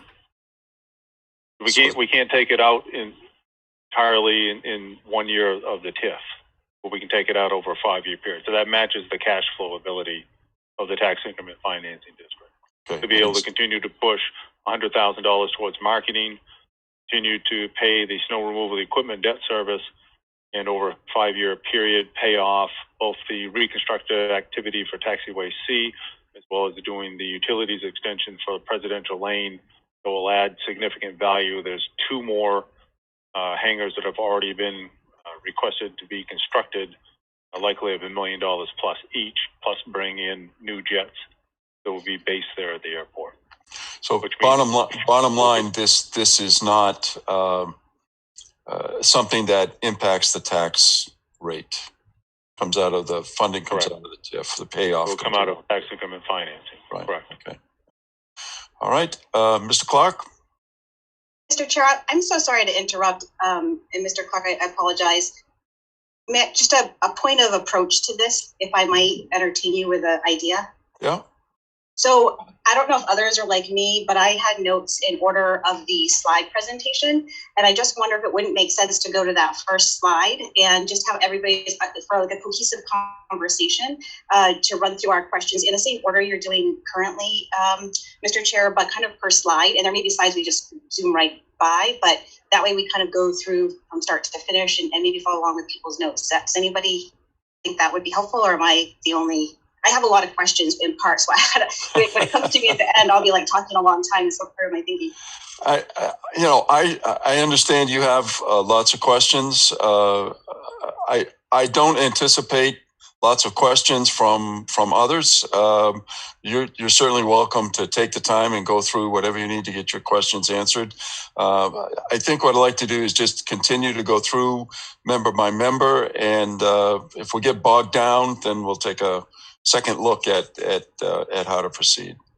And that's okay, Mr. Chair, but I would follow up the question that Jace asked with a quick clarification as well. And I'd hate to have to bring him back to the airport if I can finish it up by a clarification question. You're welcome to do that. Okay, so Steve, I would just, the Presidential Lane project, what are the anticipated sites and how is that income going to help offset the bond as well? So on Presidential Lane, if you go to the snow removal equipment building currently, it's on Presidential Lane. And then the roadway and the utilities have extended from there out to the Life Flight hangar, and that's where the utilities improvement ends. Mm-hmm. So there's the parallel Presidential Lane will continue parallel with Taxiway C that's going under new reconstruction. Rather than extend that for the full length of Presidential Lane, this is a first step of this, only picking up that portion of that development area that we know we have requests to build on already. So as each one of those comes on, they're going to produce likely anywhere from $15,000 to $18,000 new tax per hangar per year will be added into this tax increment financing district.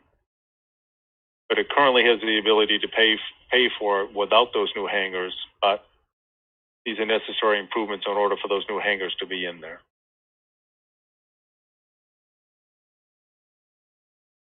Is everything happening at the airport going into this TIF? Because that's, kind of showing that there's going to never be any gain to negate taxes from the airport.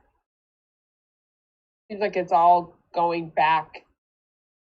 No, there are elements. So the snow removal equipment building, prior to the first year of the tax increment financing coming on board, the $500,000 from just the solar piece alone, the general taxation was paying for the first 2 debt years worth of service on the SRE building. So that comes off general taxation this year.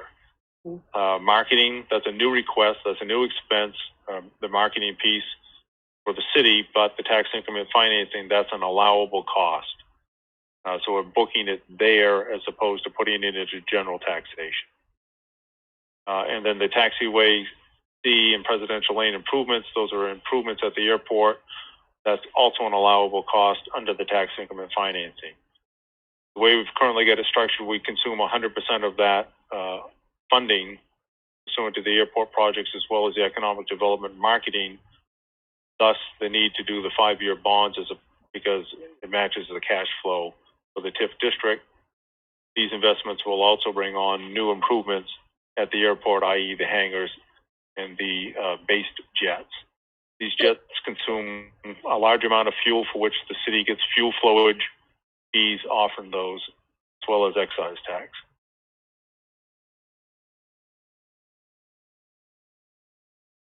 All set? Okay, Steve, just a couple of related questions. Are we at the full amount that we're receiving as a result of the paying into the TIF as a result of the solar project? I know that's been ramping up over the last couple of years. Is this reflective of the full amount, or would we expect an increase in dollars from the TIF in future years? In that tax increment financing district, the solar pushes a fixed amount of $500,000 per year.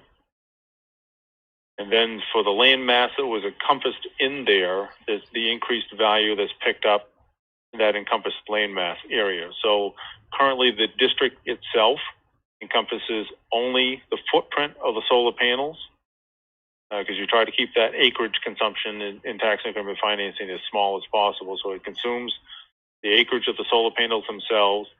And on the west side of the airport, there was a development district that was established there. And on the east side of the airport, the vacant area that's closest to the Walmart exit entrance is also in the district. So any new development that comes into those two targeted areas on the airport will have increased valuation over above the original assessed valuation and add new revenues into that district, some of which can be used outside of the district for economic development purposes, as well as 15% of that can be thrown off in the future to be utilized towards debt service on any new public safety building improvements, i.e. fire departments, police, or others.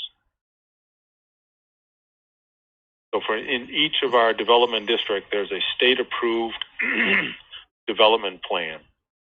There's only a certain there's only certain types of expenditures that are allowed in an economic development plan as it pertains to a tax increment financing district. So these were all anticipated and approved elements in the airport solar TIF district, the 15% going towards public safety buildings, the marketing, the snow removal equipment building, improvements on the airport itself are all anticipated and allowable cost in that TIF district.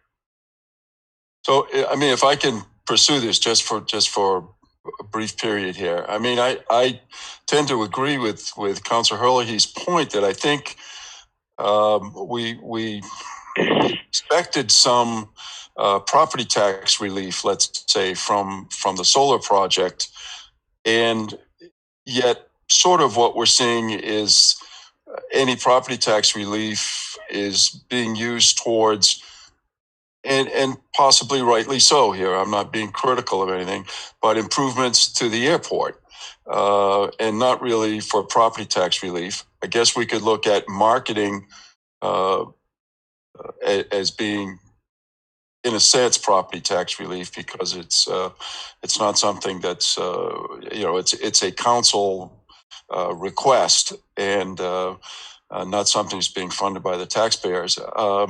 So I don't know. Am I making a valid point here, or? Well, so I'm trying to understand where the confusion is, because $307,000 came off your balance sheet this year, being funded out of TIF. It was previously out of tax dollars. That's the SRE bill. Right? Yeah. The council wants to put forward a strong marketing initiative, and currently there's a placeholder of $100,000 in there. That will be paid for out of TIF revenues as opposed to general taxation. There is about $500,000 worth of city match towards taxiway C and the movement of the fence, the utilities out there for Presidential Lane.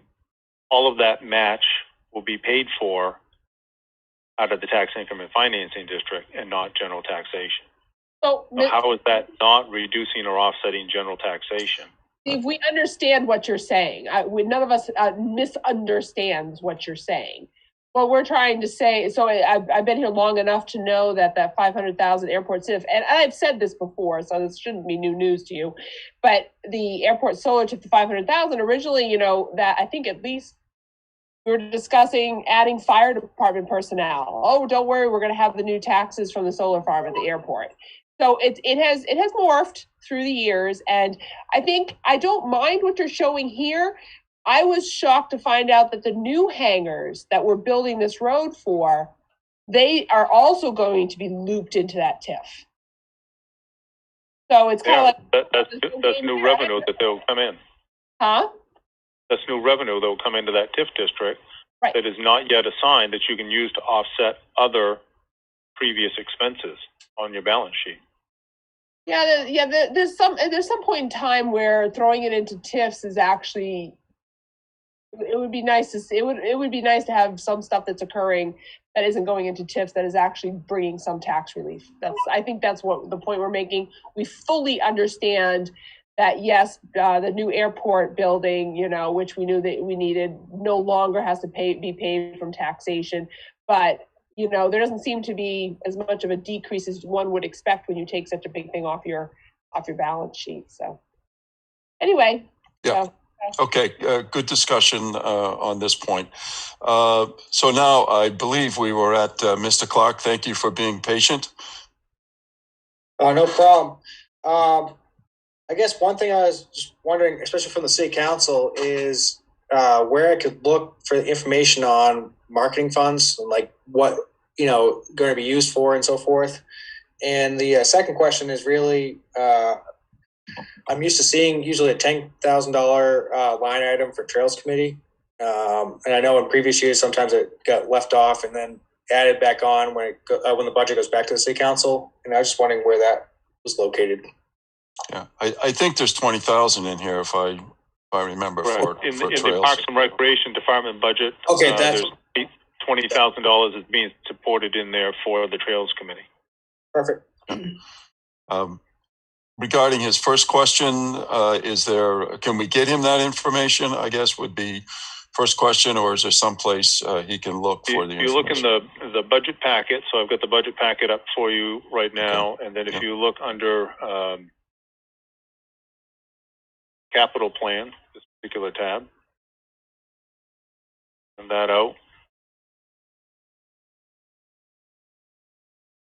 Parks and Recreation, you see trails construction, carried amount of $20,000 in there. Perfect. Okay. But also with regards to the marketing, the $100,000 in marketing, have we broken that down yet? No, you have not. Okay. It's still a discussion of is it a combination of a full-time position with a small marketing budget, or is it a 100% contract for services? And is that marketing going to be perfected under the Growth Council's budget? That's currently where the placeholder is. Or is that, if it's a position or if it's a contract for services, is that going to be covered under the administrative budget, which would be my department? So Jason, we're at the city council level. We're currently having that discussion.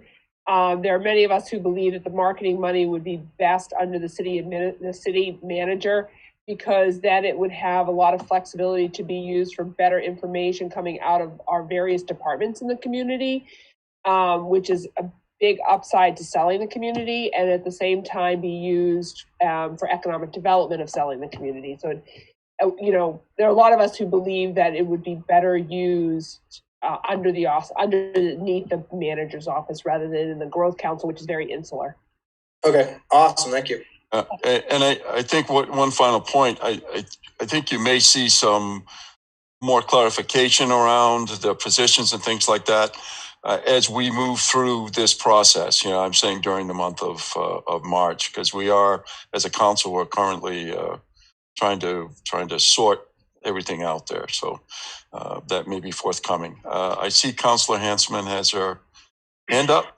Thank you. I just wanted to add to Mr. Clark's great question about marketing and Laura's response. But, there's been a lot of recognition at the council level that the community has, really asked us for better communication. And so communication/marketing from my perspective is a recognized area where we need to do better, and not just outside our community to neighbors and to possible investors and developers and people moving here, but also within our community to connect with our neighbors and connect people to what's going on. And so when we talk about marketing, in terms of like what we're going to get for those marketing dollars, we're not sure, as Steve said, what it's going to look like, but our goal is to do traditional marketing, get the great things happening in Sanford out there, but also help with communication. So I just wanted to share that little bit of info.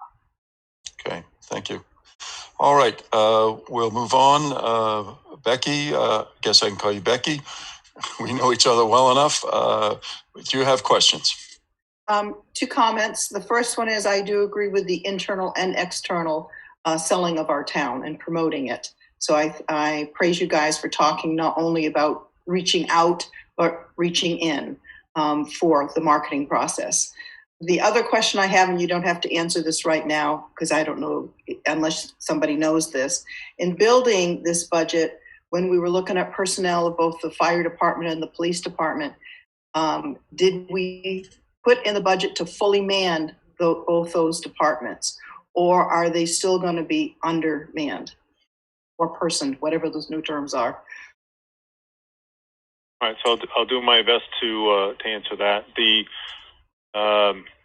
Going to the police department, yes, it will be fully manned. So full force of patrol officers, detective, and administrative positions as well.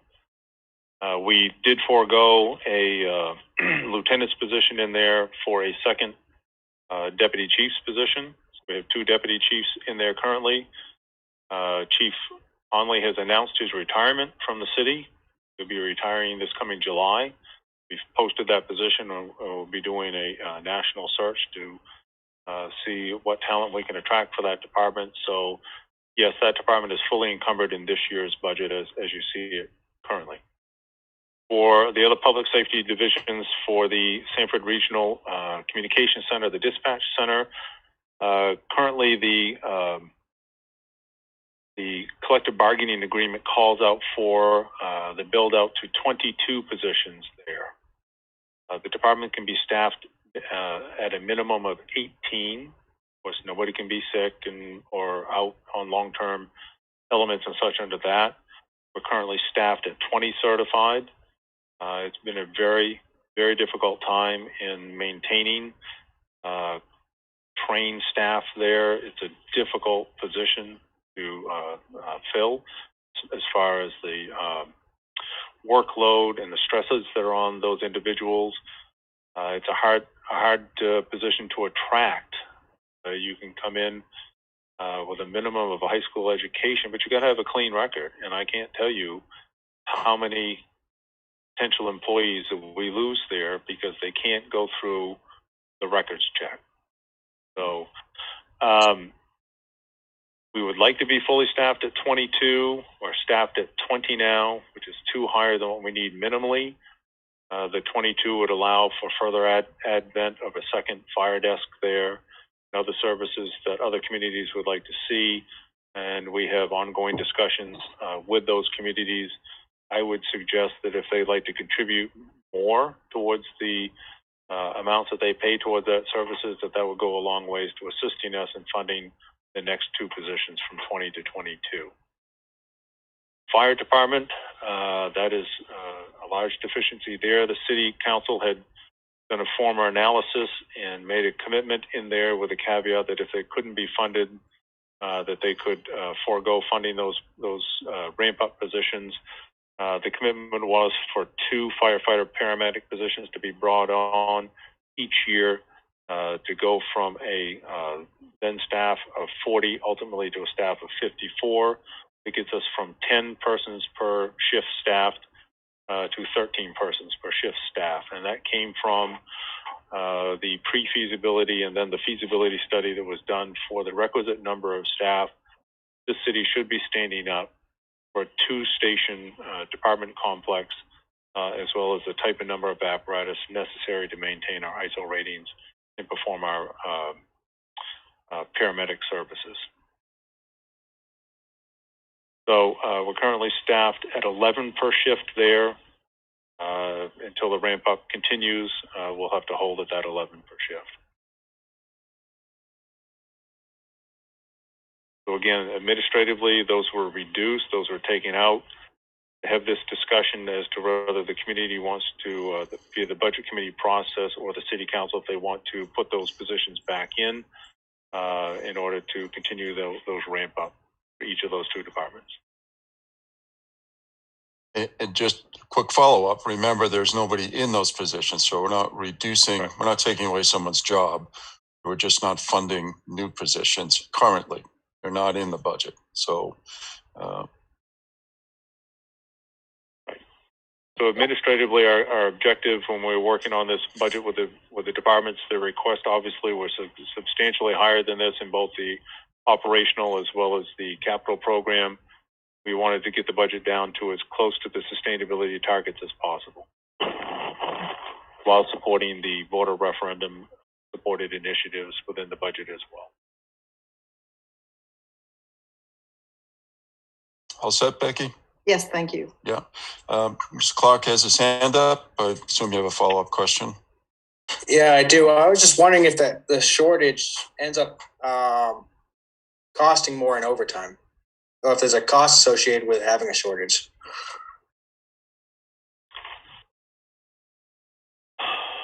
It depends on what the cause of the overtime is, whether it's an income protection.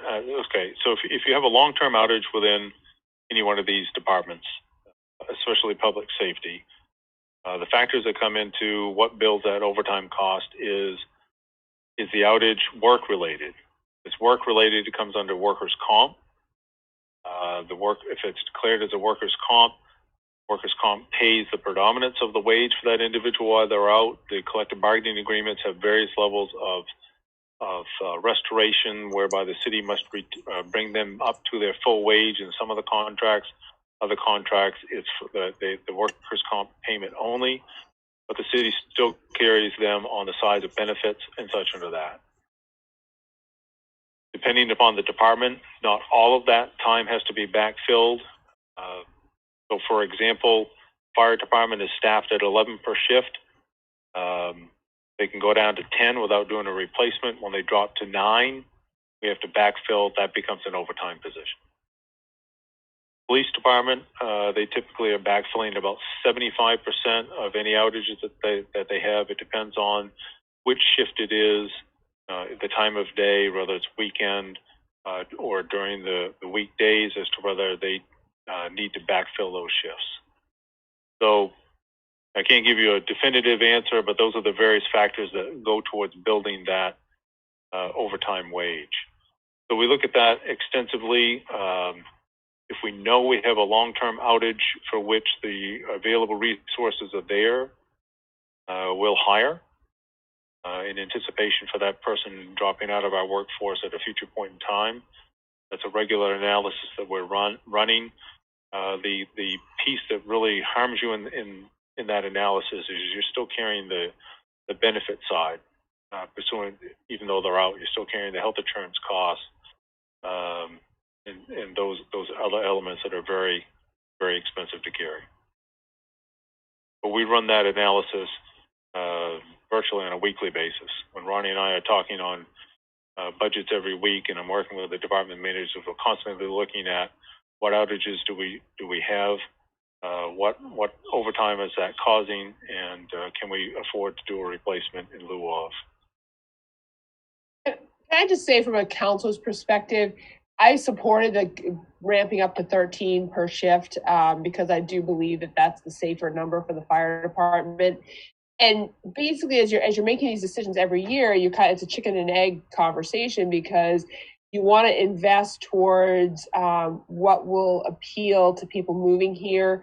Make investments in roadways that, attract people, in, beautification, in making sure your parks are good, in making sure taxes stay reasonable, marketing, et cetera, et cetera, et cetera. And you keep hoping that brings up, good new construction and businesses. So that money, instead, that brand new money, can go towards the fire department positions. And we've used increases to get that new money. So, it's difficult. I really think we need to ramp up the fire department, but they have increased. They got one increase in before it became difficult to get another increase in. And I still look at it every year and, want to be able to put it in, but I think we would have to have some serious discussions about the money we're putting into parks and some of those expenses we promised people with the bond discussion. If we were to put in the fire department positions, because I don't think we can do any more of an increase on taxation right now, or not a significant one. Okay, good discussions, good questions. I'm sure that some of these issues will come back later on, but so let's move on. First of all, are you all set, Mr. Clark? Did that answer your question? I'm good for now. Okay, thank you. All right, and next up would be Mr. Davey. Sure, thanks. So to continue this topic on the overtime, can you tell me how is that overtime in the budget calculated? Is that based on what's been used, or is that a projection based on, I know you mentioned the holidays, but when we're looking at, Go ahead. Yep. So when we're looking at the calculation of overtime in the various budgets, some departments are more easily established as far as overtime than others. So in your public safety departments, public works, I don't know that I've ever figured out why, but I know that 15% typically is the amount that you budget for public works. That's all weather related.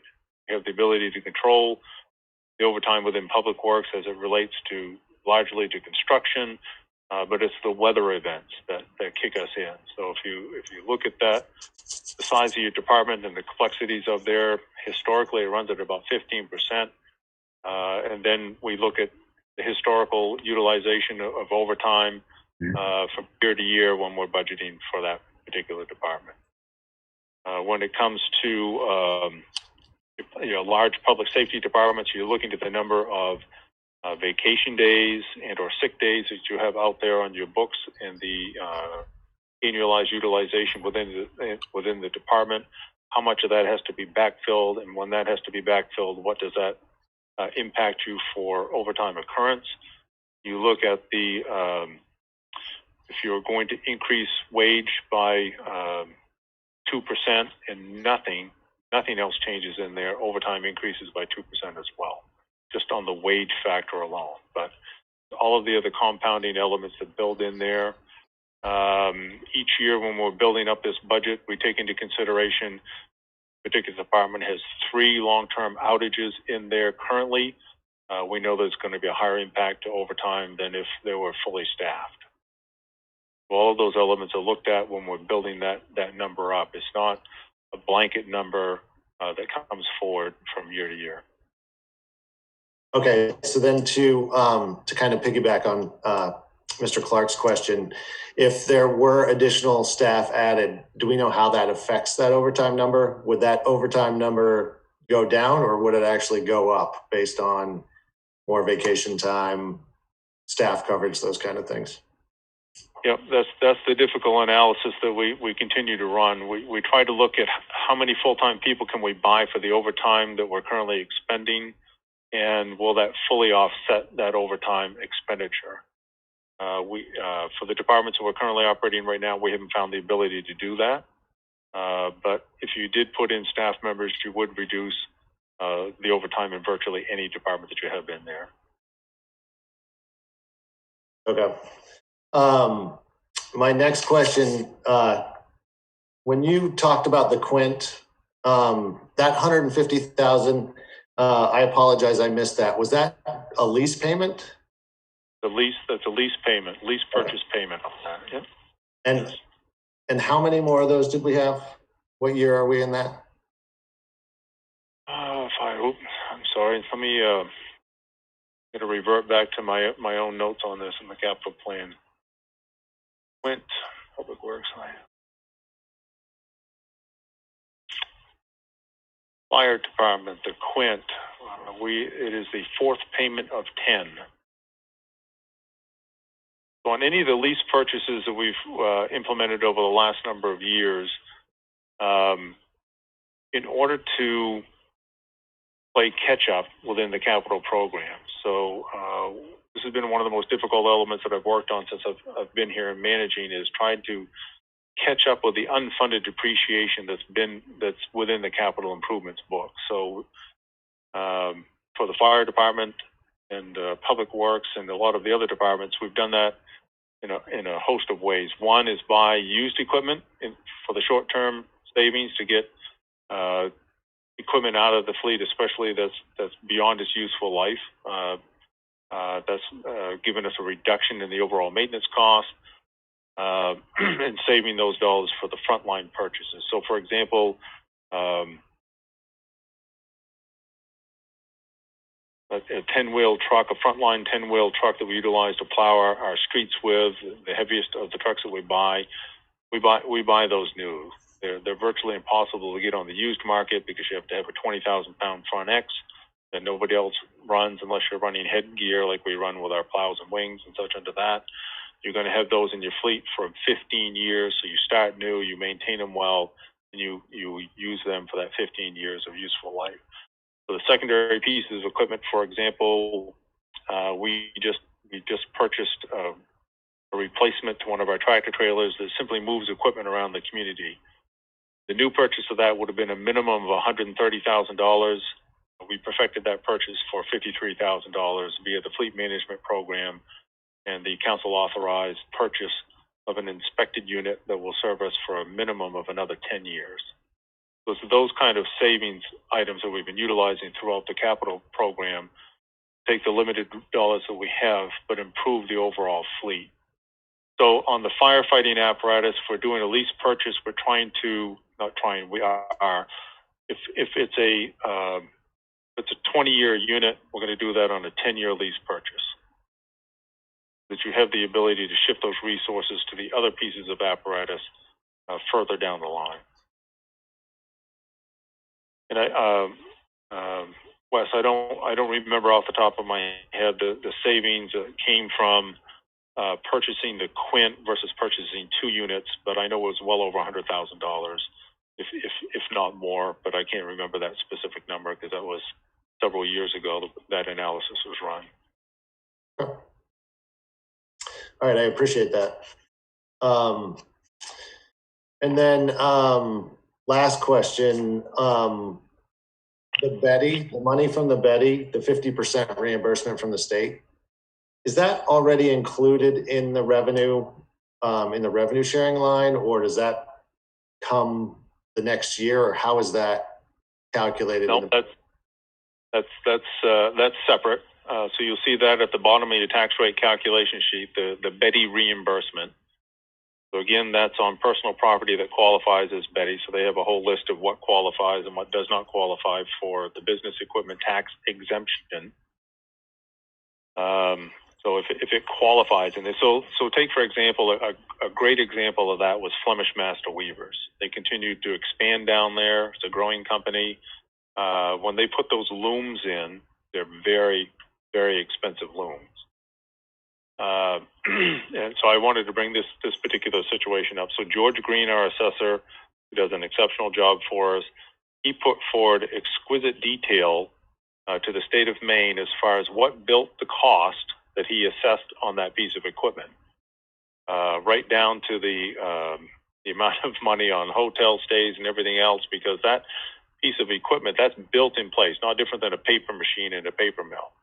Didn't come on a tractor trailer and get loaded and set in there. It was constructed. It came in components, a huge amount of staff. So all of that goes to build the value, the constructed value of that piece of equipment. The state pushed back on that and gave us a lower number that they would accept on that, because the state's going to pay us on this, not the business owner. I want to compliment Flemish Master Weavers. They stayed with us, so we're the only community that ever filed an appeal against the state, and we won that appeal. And they told us in the process, had you not submitted all of this level of detail, we never would have questioned it. So it's I could get on a soapbox for quite a while on the Betty program. So the state put that forward to entice businesses to come and expand here in Maine by giving them an exemption on qualified equipment. But then the state essentially eroded you as a municipality, your taxable base, which shifts the burden towards other taxable categories.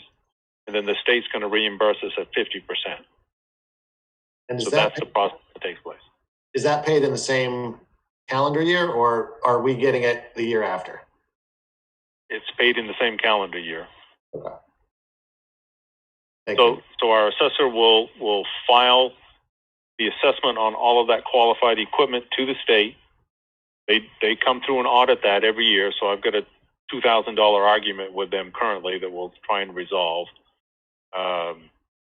But so they come through and audit that every year, but then they pay us 50% on that value once we agree on that price.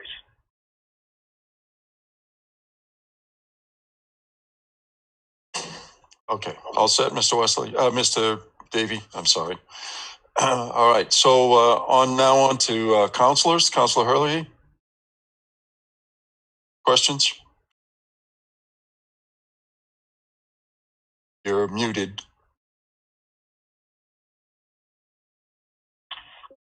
Nothing yet. I'll just keep asking questions as people ask questions. I'm taking notes and stuff. So. Okay. And we know Councilor Hanselman has questions. See, now I feel like I passed. And some of these are comments in nature, honestly.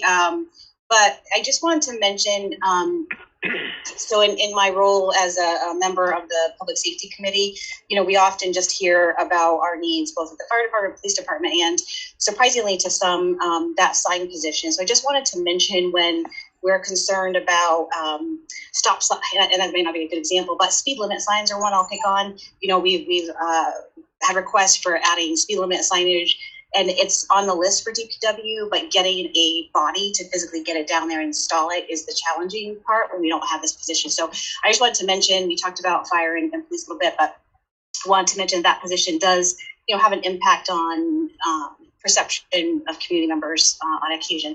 So I just want to comment on that. And then to continue on, I guess going to the community partners, or what, Steve, if you scroll down to the agency, the libraries and agencies, thank you. So one question, these do not include in-kind support, is that correct? So value of rent, for example, municipal buildings or other in-kind supports? Correct, it does not. And then just staying with this particular page, and folks that know me know I'm a huge supporter of community partners. So I don't say this lightly, but I just think it's really important that we consider, and I don't know, I look to Ronnie and Steve to come up with like a methodology for this, but we had over $3 million of COVID funds, a good chunk of that being PPP funds to cover salaries and wages, come into these community partners.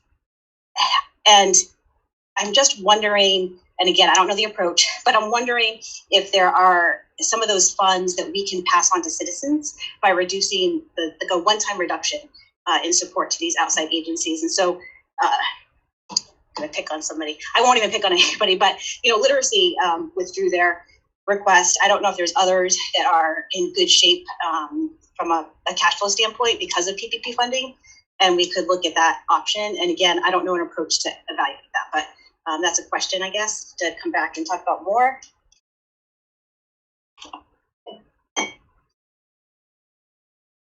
Oh, and then another question on this page, the chamber, I don't think that they actually used the 3,500 of memberships last year, in part maybe because of COVID craziness, but I'd be curious to see how much was actually used. Again, I don't think it was all of it. And I can even ask that question, but I'll just throw it out there. Does anybody else have questions on this particular page before I keep talking? I'll actually make a comment. So the Chamber of Commerce, what's their rent on an annual basis? I think it's $325. So that amount of space, probably on the open market, let's just say they have 800 square feet, is probably about $800 a month. And that's usually triple net for a lot of people. I want people to know as we're giving money to the chamber, we are not paying as if we were just a member of the chamber. We are giving over and above that through the rent and through the amount we give them. And people have to determine where they want that kind of extra agency money, what kind of things in the community they want to support. That's an example of it. Historical committee, they maintain the records of the community at the museum that they own. So, that's what we have that for. Riverside Cemetery, there is some onus upon the community to keep up with cemeteries within the community. Veterans Committee, we have to do all the flags every year, et cetera. So, the different things, as you look at each one, make sure that you feel it is an important community need as we look at this stuff. Libraries, the Trafton Senior Center, aging, Southern Maine Agency on Aging, what do they do for our community? The busing from YCCA, et cetera, et cetera. Thank you. Thank you, Maura. And I wouldn't argue that these folks don't do amazing things in our community, and that's why I say I don't bring this up lightly. And I'll pick on our libraries as an example. And I'm an avid reader. I love our libraries. I appreciate they're there and they provide an amazing service. Maybe especially right now during COVID. But when I look at their operating budget and their PPP funds that they receive, so between the two libraries, I think we're at just around 90,000 PPP funds for payroll. They both had additional cash flow, and it's tough because the timing of that funding is after some of the financial reports and the packages.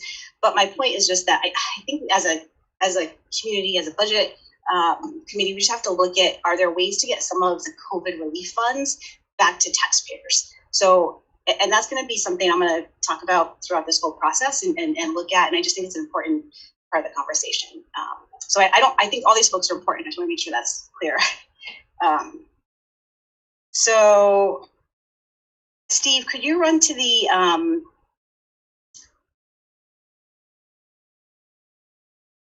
CIP page 11, I think it was. Can you run through the land bank for me one more time? I wasn't writing things down fast enough. That 117, it was 2 fits at, was it 23 each? And then what else? Just a moment.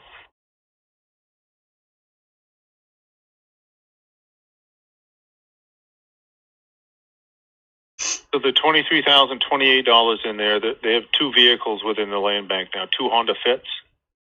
The 3-year lease is up on both of those, and we can buy them out for $23,028.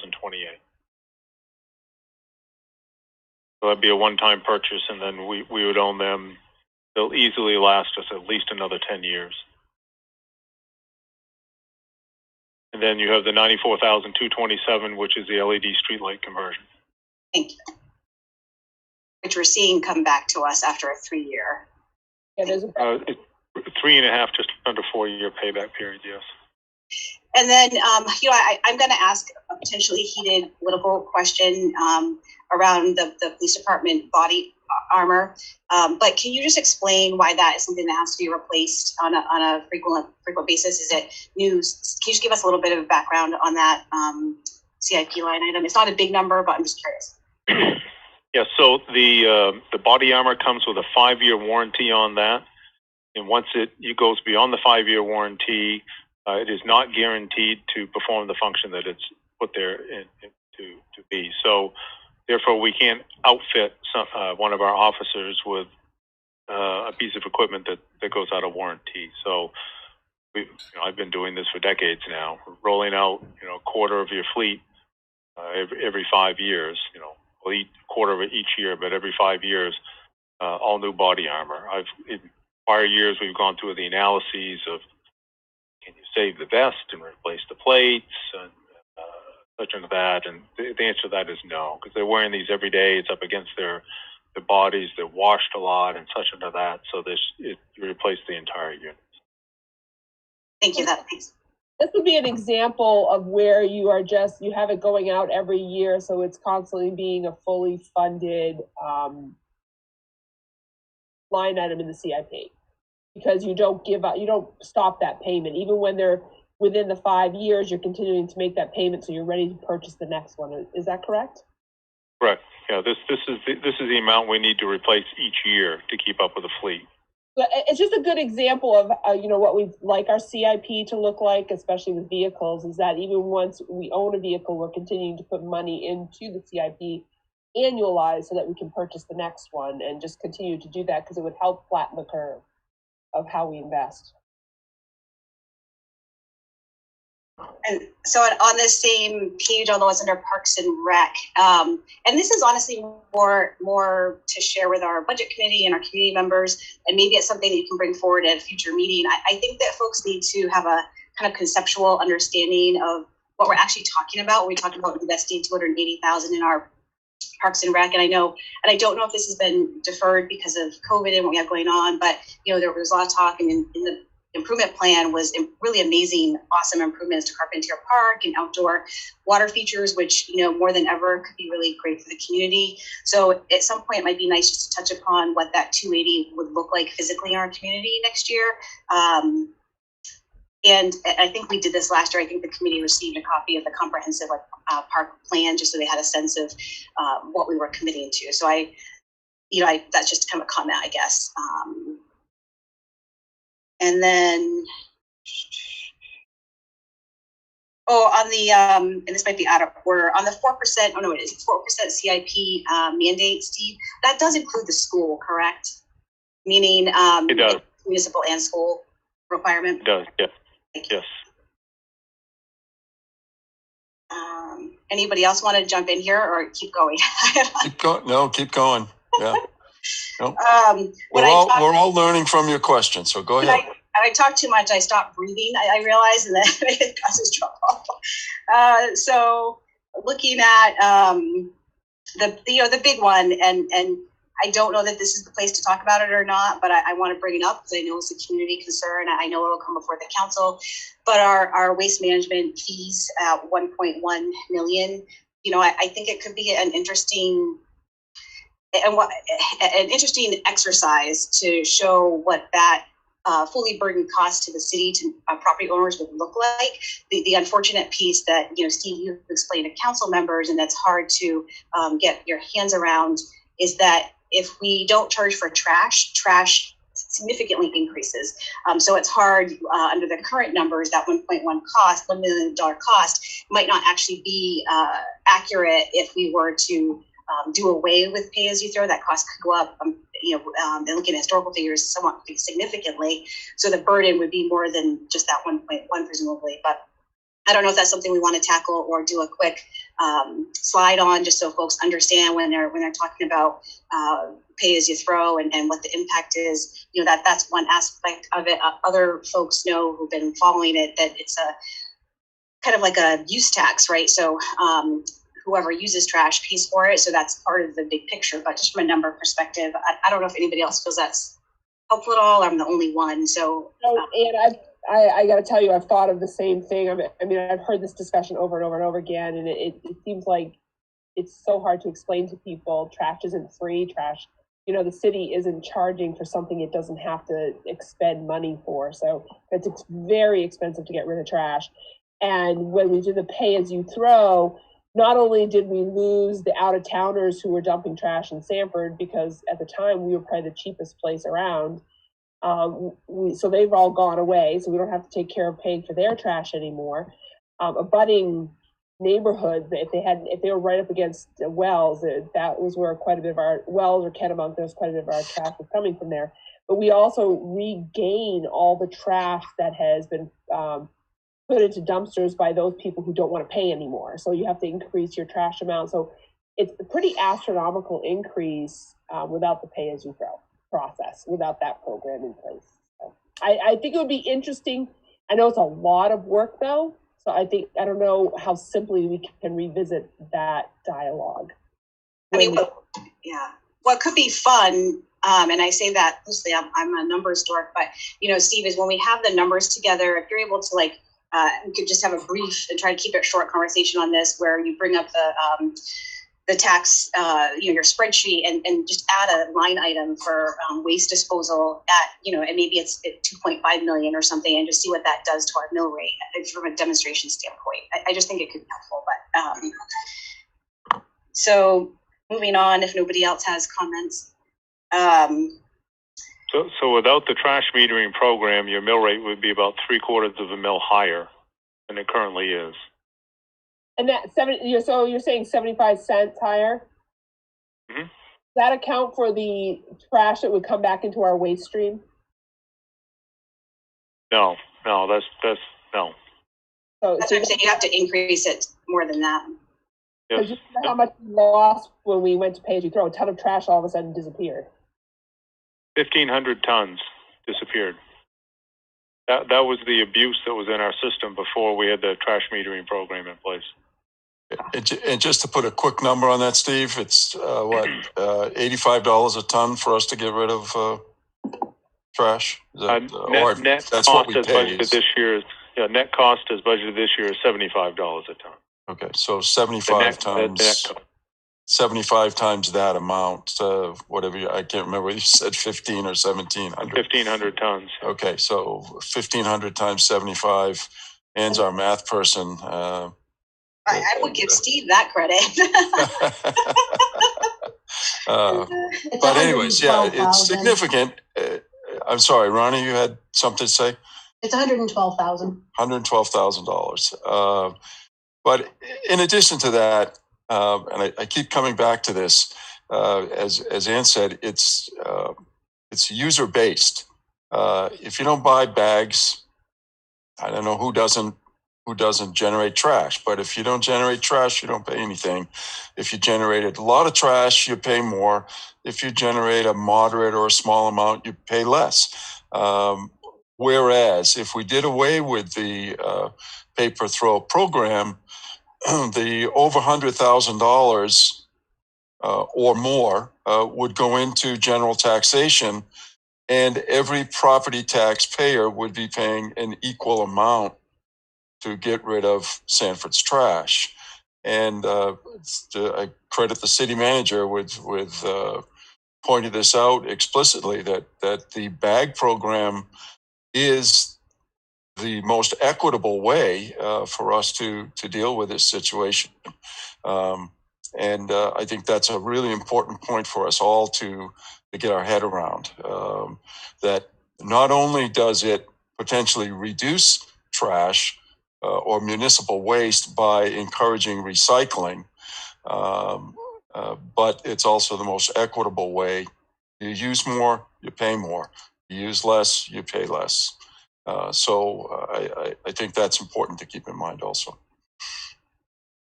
So I could bring forward for a next meeting when you're talking on this element again. I have a one-page slide that looks at the cost of last year's program versus this year's program that shows you why the dollar per sleeve increase is necessary to meet the changes in the overall cost to dispose of recyclables, changes to the hauling contract, and the changes to the solid waste contract. That would be helpful, Steve, I think. Can you make sure it's in color, though? Some JPEGs in there. So I'm looking at the slide right now, but anyway. Why don't we add that to the beginning of the agenda for next Thursday? Okay. Assuming we're going to get into the schools next week, we'll try to wind things up on the city side before we move into that. You're still up, Councillor Hanselman. No, I think I've exhausted my questions for this evening. I appreciate everybody's patience with me, and I wish that there was I can see that for comments actually. So I'm good with questions. Thank you. Okay, so just and I'm going to see if there are other city councilors in the audience who have questions in just a moment. But I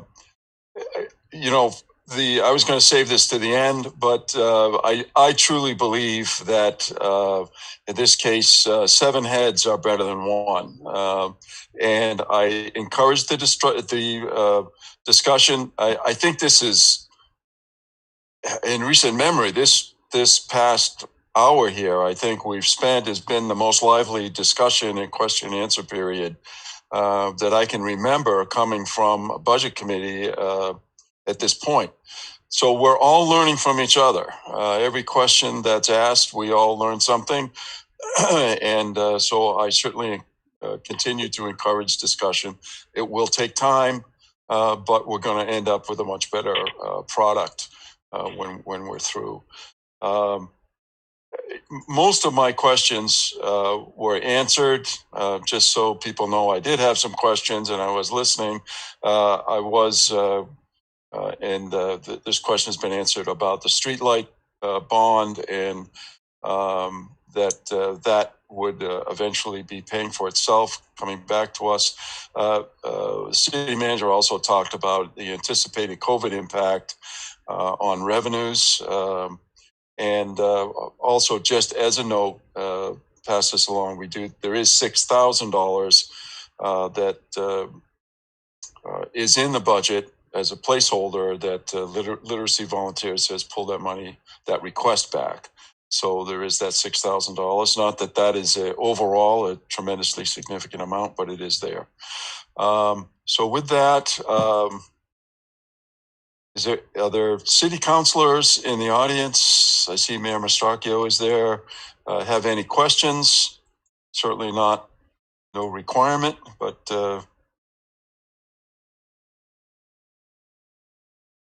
okay. Okay, Diane Connolly has a question.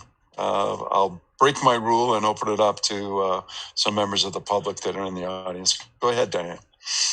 Thank you very much, sir. I wanted to thank Mr. Buck for his hard work, for starters. And I have two questions, and something that Councillor Hanselman brought up in regards to in-kind donations. The Parks and Rec Department has a donation page. I'm wondering how much is raised for in-kind donations, maybe to offset the 280,000 plus. And I believe that was on page 288, Mr. Buck. I'm not going to be able to answer that off the top of my head, Diane, but I'll get you the answer to that for the next meeting. All right. My second question, Mr. Buck, was on page 287 in regards to the land bank vehicles. About, I'm going to say 6 years ago, the late Dan Condon brought up an idea to you in regards to the rolling stock and wanted to see what we have, what we don't need.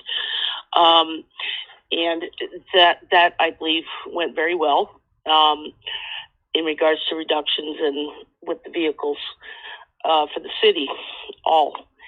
My question is this. A couple of years ago, you brought up the idea about leasing vehicles, and you said it was going to be cheaper in the long run to lease the vehicles.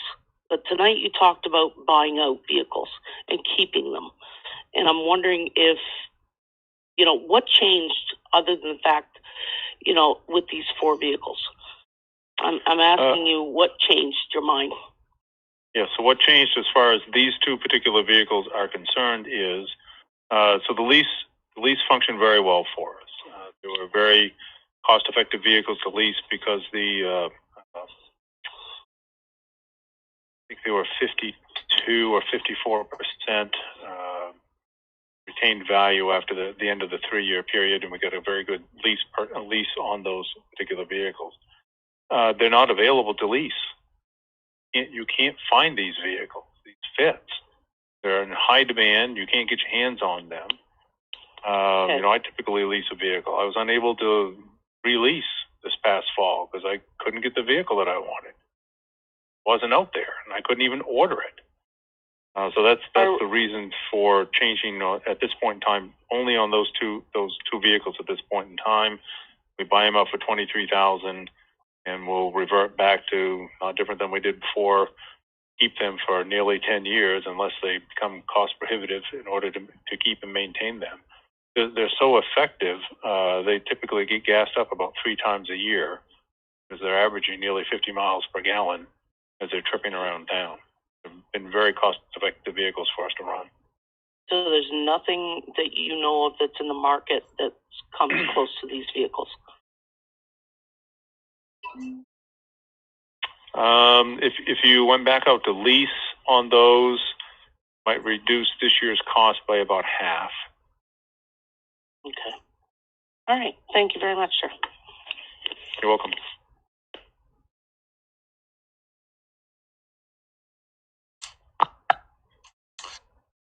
Okay, I have opened it up to the public, so to speak. Are there any other members of the public that are in the audience that would like to? Just shorten my screen up. Any other members of the audience that would like to ask a question here? You can just put your hand up, or I'll quickly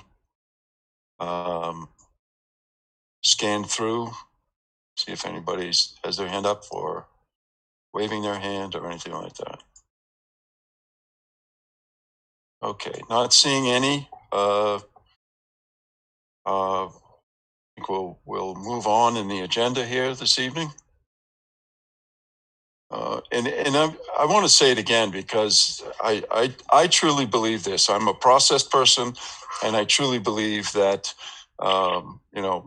asking questions, having discussion, even a certain level of confrontation over issues is a very positive thing in terms of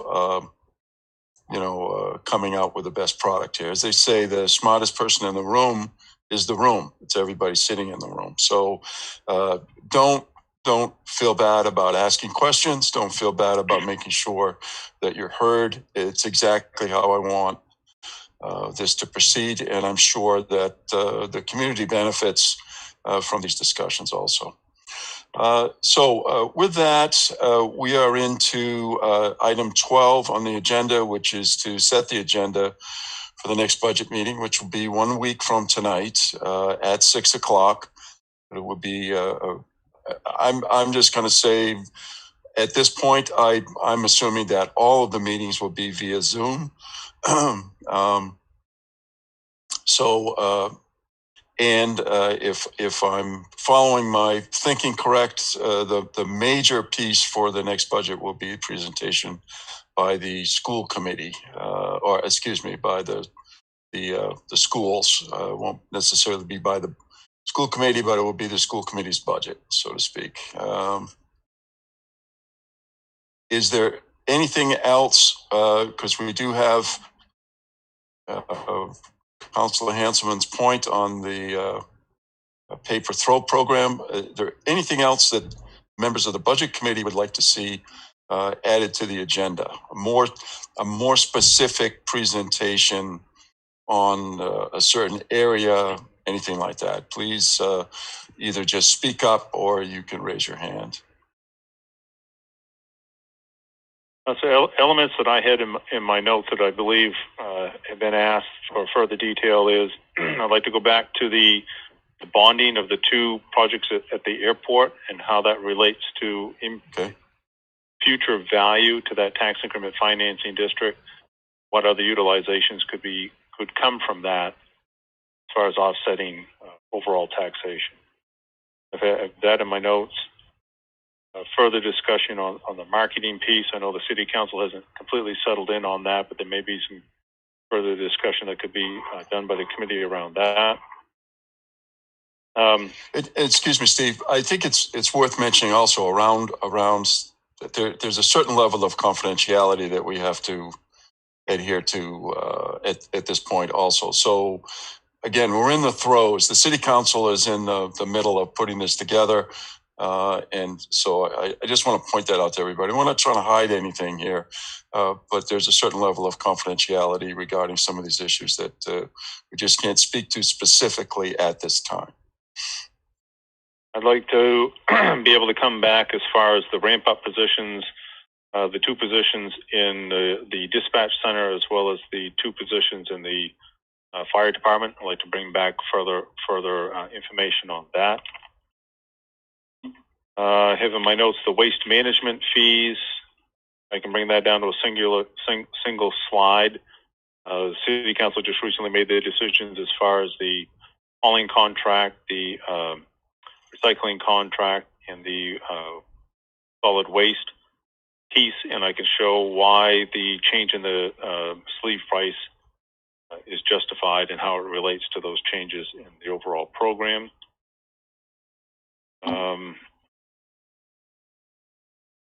Donations to the Parks and Rec Department, we'll get a number on that. I think that's the list that I got out of tonight's questions. Okay. So we'll put that on the first part of the agenda. I see Councilor Hanselman's eyes going back and forth there. Are we missing something, Ann? Thanks. Thank you. So no, I was just going to say that I'd like it on the radar that I do want to discuss and get some additional information on our funding for community agencies, libraries in particular, YCAC, and the chamber. Okay. All right. Okay, Ronnie? Does Ann want more information on COVID funding? Well, I heard you have a wheelbarrow somewhere. My question earlier, I think at the council level, was just related to what additional funds might be remaining, that, and whether or not those could offset, in general, COVID funding at the city level. I had an earlier question about if there were funds available we could infuse into our regular operating budget. For the community agencies, my question, Ronnie, is relative to what each entity received for specifically PPP funding. I know YCAC has significant CARES funds that really came back to our community, through our programming and partnership with them, but in particular the PPP, the SBA funds, and then current balance sheets. So I think the only current balance sheet or more current balance sheet that I saw was for the Springvale Library, where I could compare current cash balances, essentially at the last quarter to the prior year. So information like that, I think, is helpful in assessing what their needs are in the upcoming fiscal year. And again, I'm not in any way saying I want to defund them moving forward. I just think we need to look at that and see if we can pass on any savings to taxpayers. Okay, thank you. So as part of that, on the city side of the equation, yes, we have a wheelbarrow. There's nothing in it, but so we do have a small amount of money that we anticipate to glean from the CARES Act regional grant that was administered between the city and the York County Community Action Program. There's some retained administrative fees that are going to come from that, but that's in this year's budget, offsetting the expenses that we filed to FEMA, qualified expenses that are FEMA reimbursable, for which we've seen no reimbursement on that yet. I'll pause there. We've seen nothing yet. City had to absorb 100% of the cost of the FFCRA, which were federally granted benefits to cover COVID outages for childcare, quarantining and such under that. The city absorbed 100% of those without any funding mechanism for reimbursement on that at all. We've had to absorb those this year's budget, nor do we anticipate them coming forward, nor do I anticipate any of the next CARES Act funding, if it comes forward, that it's going to trickle down to us at the municipal level. Yeah, and you may have just said answer to my question here. Well, the point I was going to make is, of course, we're all watching the votes in Washington and potential money coming to states and municipalities. But for the sake of this budget, that's not going to arrive in time in any kind of concrete way that we'll be able to apply it to our work we're doing here. I understand if it arrives in June, there may be some reductions that could be made overall, but it's not going to be anything that's going to affect our work that's going to happen this month. I'm not anticipating it in a prior derivation of the CARES Act. One of the earlier derivations that went out when the Trump administration was still there, that ultimately was voted down. The city stood to see as much as $560 million worth of funding out of that. I've not seen any derivation of that come forward ever again. So right. Okay. I believe I've handled public participation. Again, moving on. Ronnie, questions on the agenda? You all set with that? I'm all set, Bob. Thank you. All right, and certainly you know where I am if you need any input from me. Thank you. So we're done with setting the agenda. I believe I've handled public participation earlier from the public. It's getting late here. Let me check my notes here.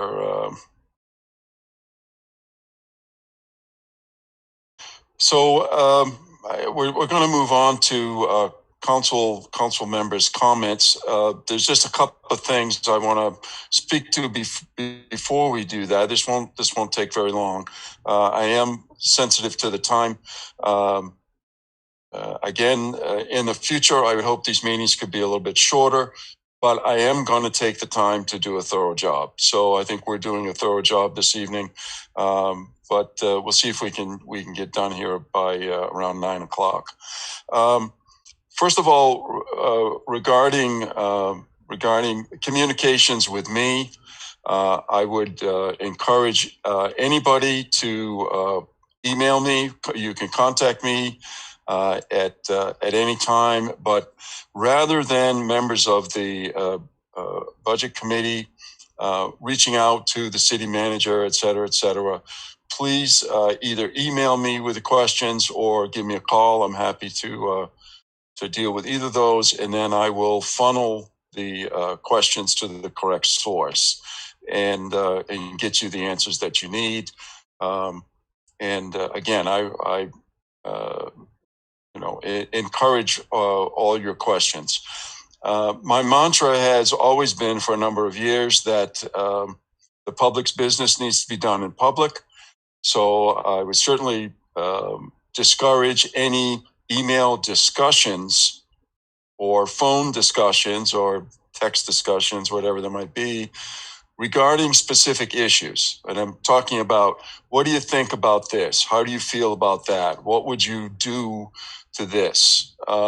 Among budget committee members. Those discussions belong in public during one of these meetings. Certainly if you, as I just said, questions, clarifications, things like that, totally appropriate. But please, no side conversations between budget committee members. And I'll talk more about where that's going to come to pass in just a minute. Regarding social media, myself, I have given up on social media. It is rather heartbreaking to me as someone who worked in education, teaching kids about technology and the benefits of computers and the internet, to kind of see what's happened to the majority of social media platforms today. Personally, I've given up on it. So don't try to contact me through social media. I'm just not there. Okay, you'll send me something and you'll never hear back from me because I'm not paying attention to it. Other members of the council and everything, it's up to you what you do with social media. I'm just talking about communicating with me. If you are on social media, I would encourage you to post to your friends and let them know what's going on. Here's where you get the information, so on and so forth. When I look back to last year, most of the, I'll just call them negative comments that were out there about the budget were from people who were not informed. So please encourage people to stay informed. We have this meeting. We have information on our website. I have no problems with any counselor saying to me, I have someone who contacted me and would like an answer to this question. We'll get you the answer. You can get it to that person. Encourage people to stay informed and to stay current with what's going on, because all of a sudden it becomes a big surprise. Oh, taxes this, taxes that, where they haven't been involved in the process and don't understand how we got to the end of the road here. Okay. The way this lays out essentially is next week we're going to try to cover the school committee. Then the next week we would have, and anybody stop me if I'm not speaking correctly here, the next week we will have a public meeting where we have a joint meeting with the school committee and the counselors and their administrative representatives and members of the public, and people get their questions answered. Okay, so let's say that's the third meeting. So what I'm asking you to do is hold your powder. Am I speaking correctly here? I see Steve has the schedule up. Yes. Okay. Yeah. So Yeah. 11 school committee, the joint public hearing on the 18th. And the 25th is our meeting. Hold your powder until the 25th. This is when we all, budget committee members, hash it out in public. Okay? So get your questions answered, get your ideas formulated, and that's when we hash it out on the 18th. At that time, we'll hopefully be able to come to a conclusion. And that usually ends in a motion and after discussion, and then that moves on.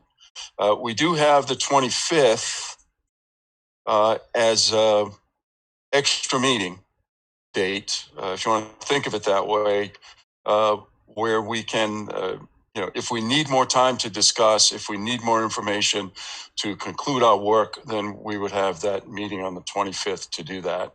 And April 1st, I believe, is when, oh, no, here we are. April 6th, it goes to the city council. I think I may have misspoke there.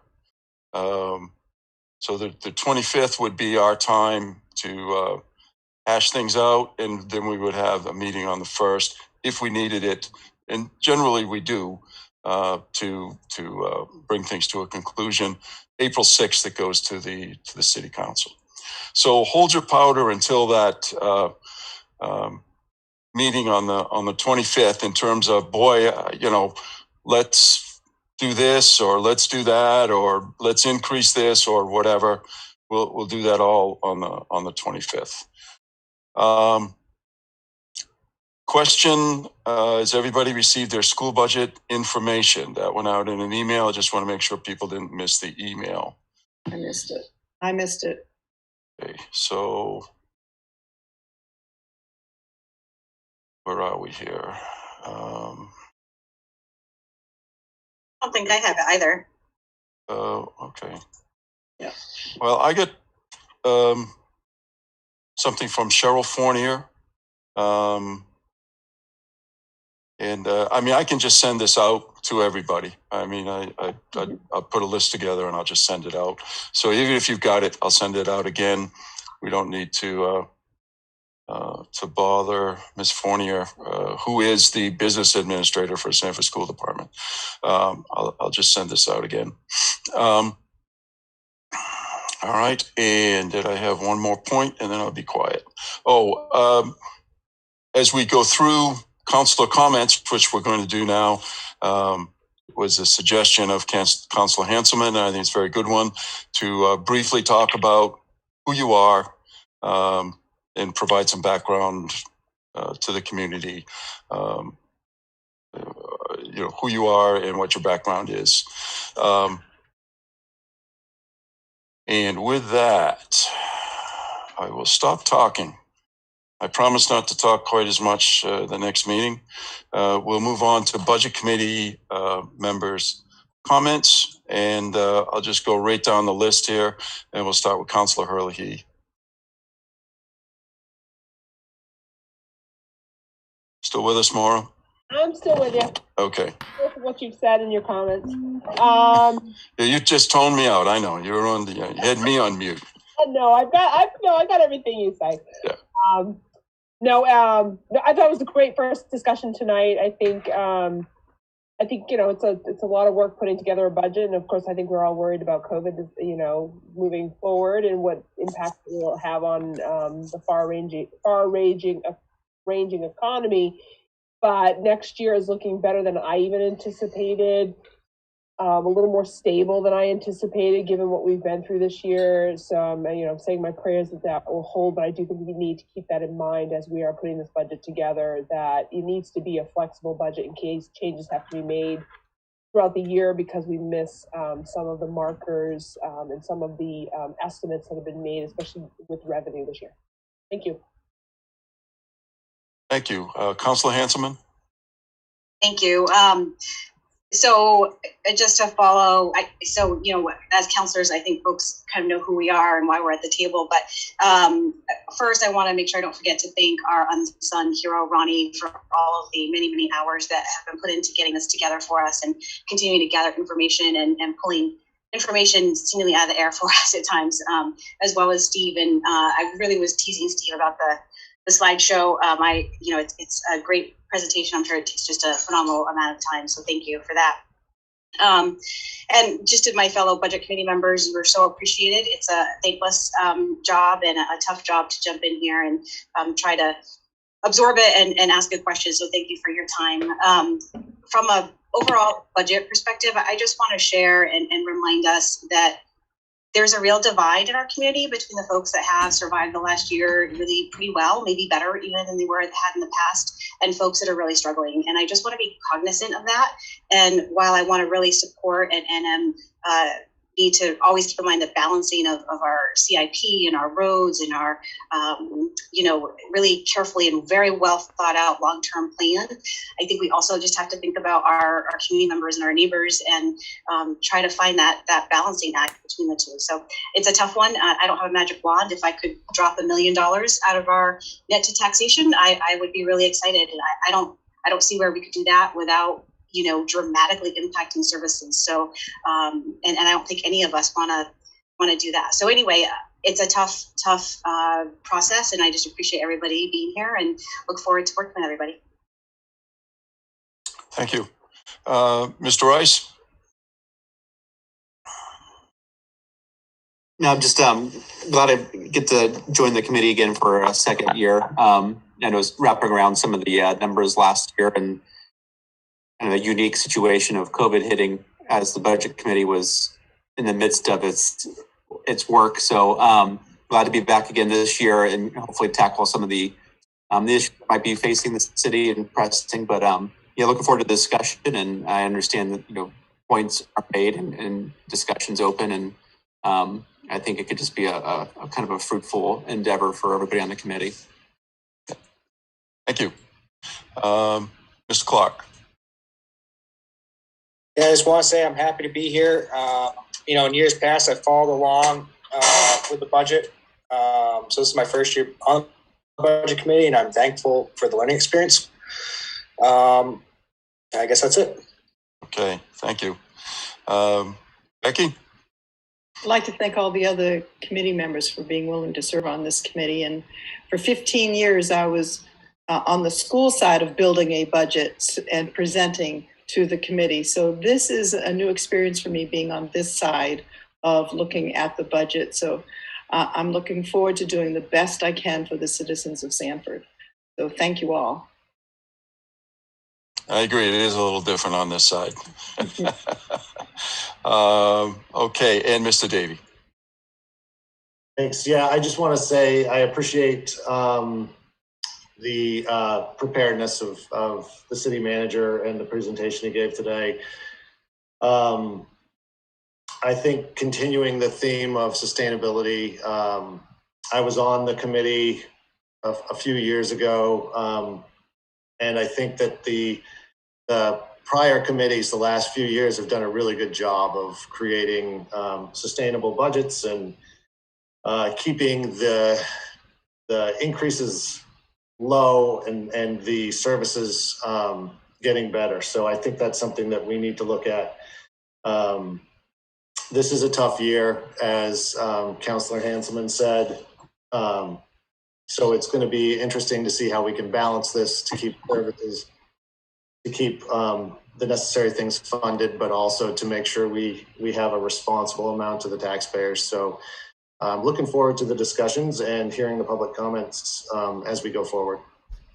Great, thank you. And just very briefly, my final comment, and I'll adjourn the meeting. First of all, I certainly appreciate everyone's hard work, but I think more importantly than me, the community appreciates everyone's hard work that we're doing, and that includes the municipal employees as well as we're all essentially volunteers, even though some of us make a few bucks for being on the city council. We're all essentially volunteers here, and the community certainly appreciates your commitment to help out. And finally, I just want to emphasize the important work that we're doing here for the community. This is very important work. that we're doing. We are taking it seriously. We need to continue to take it seriously.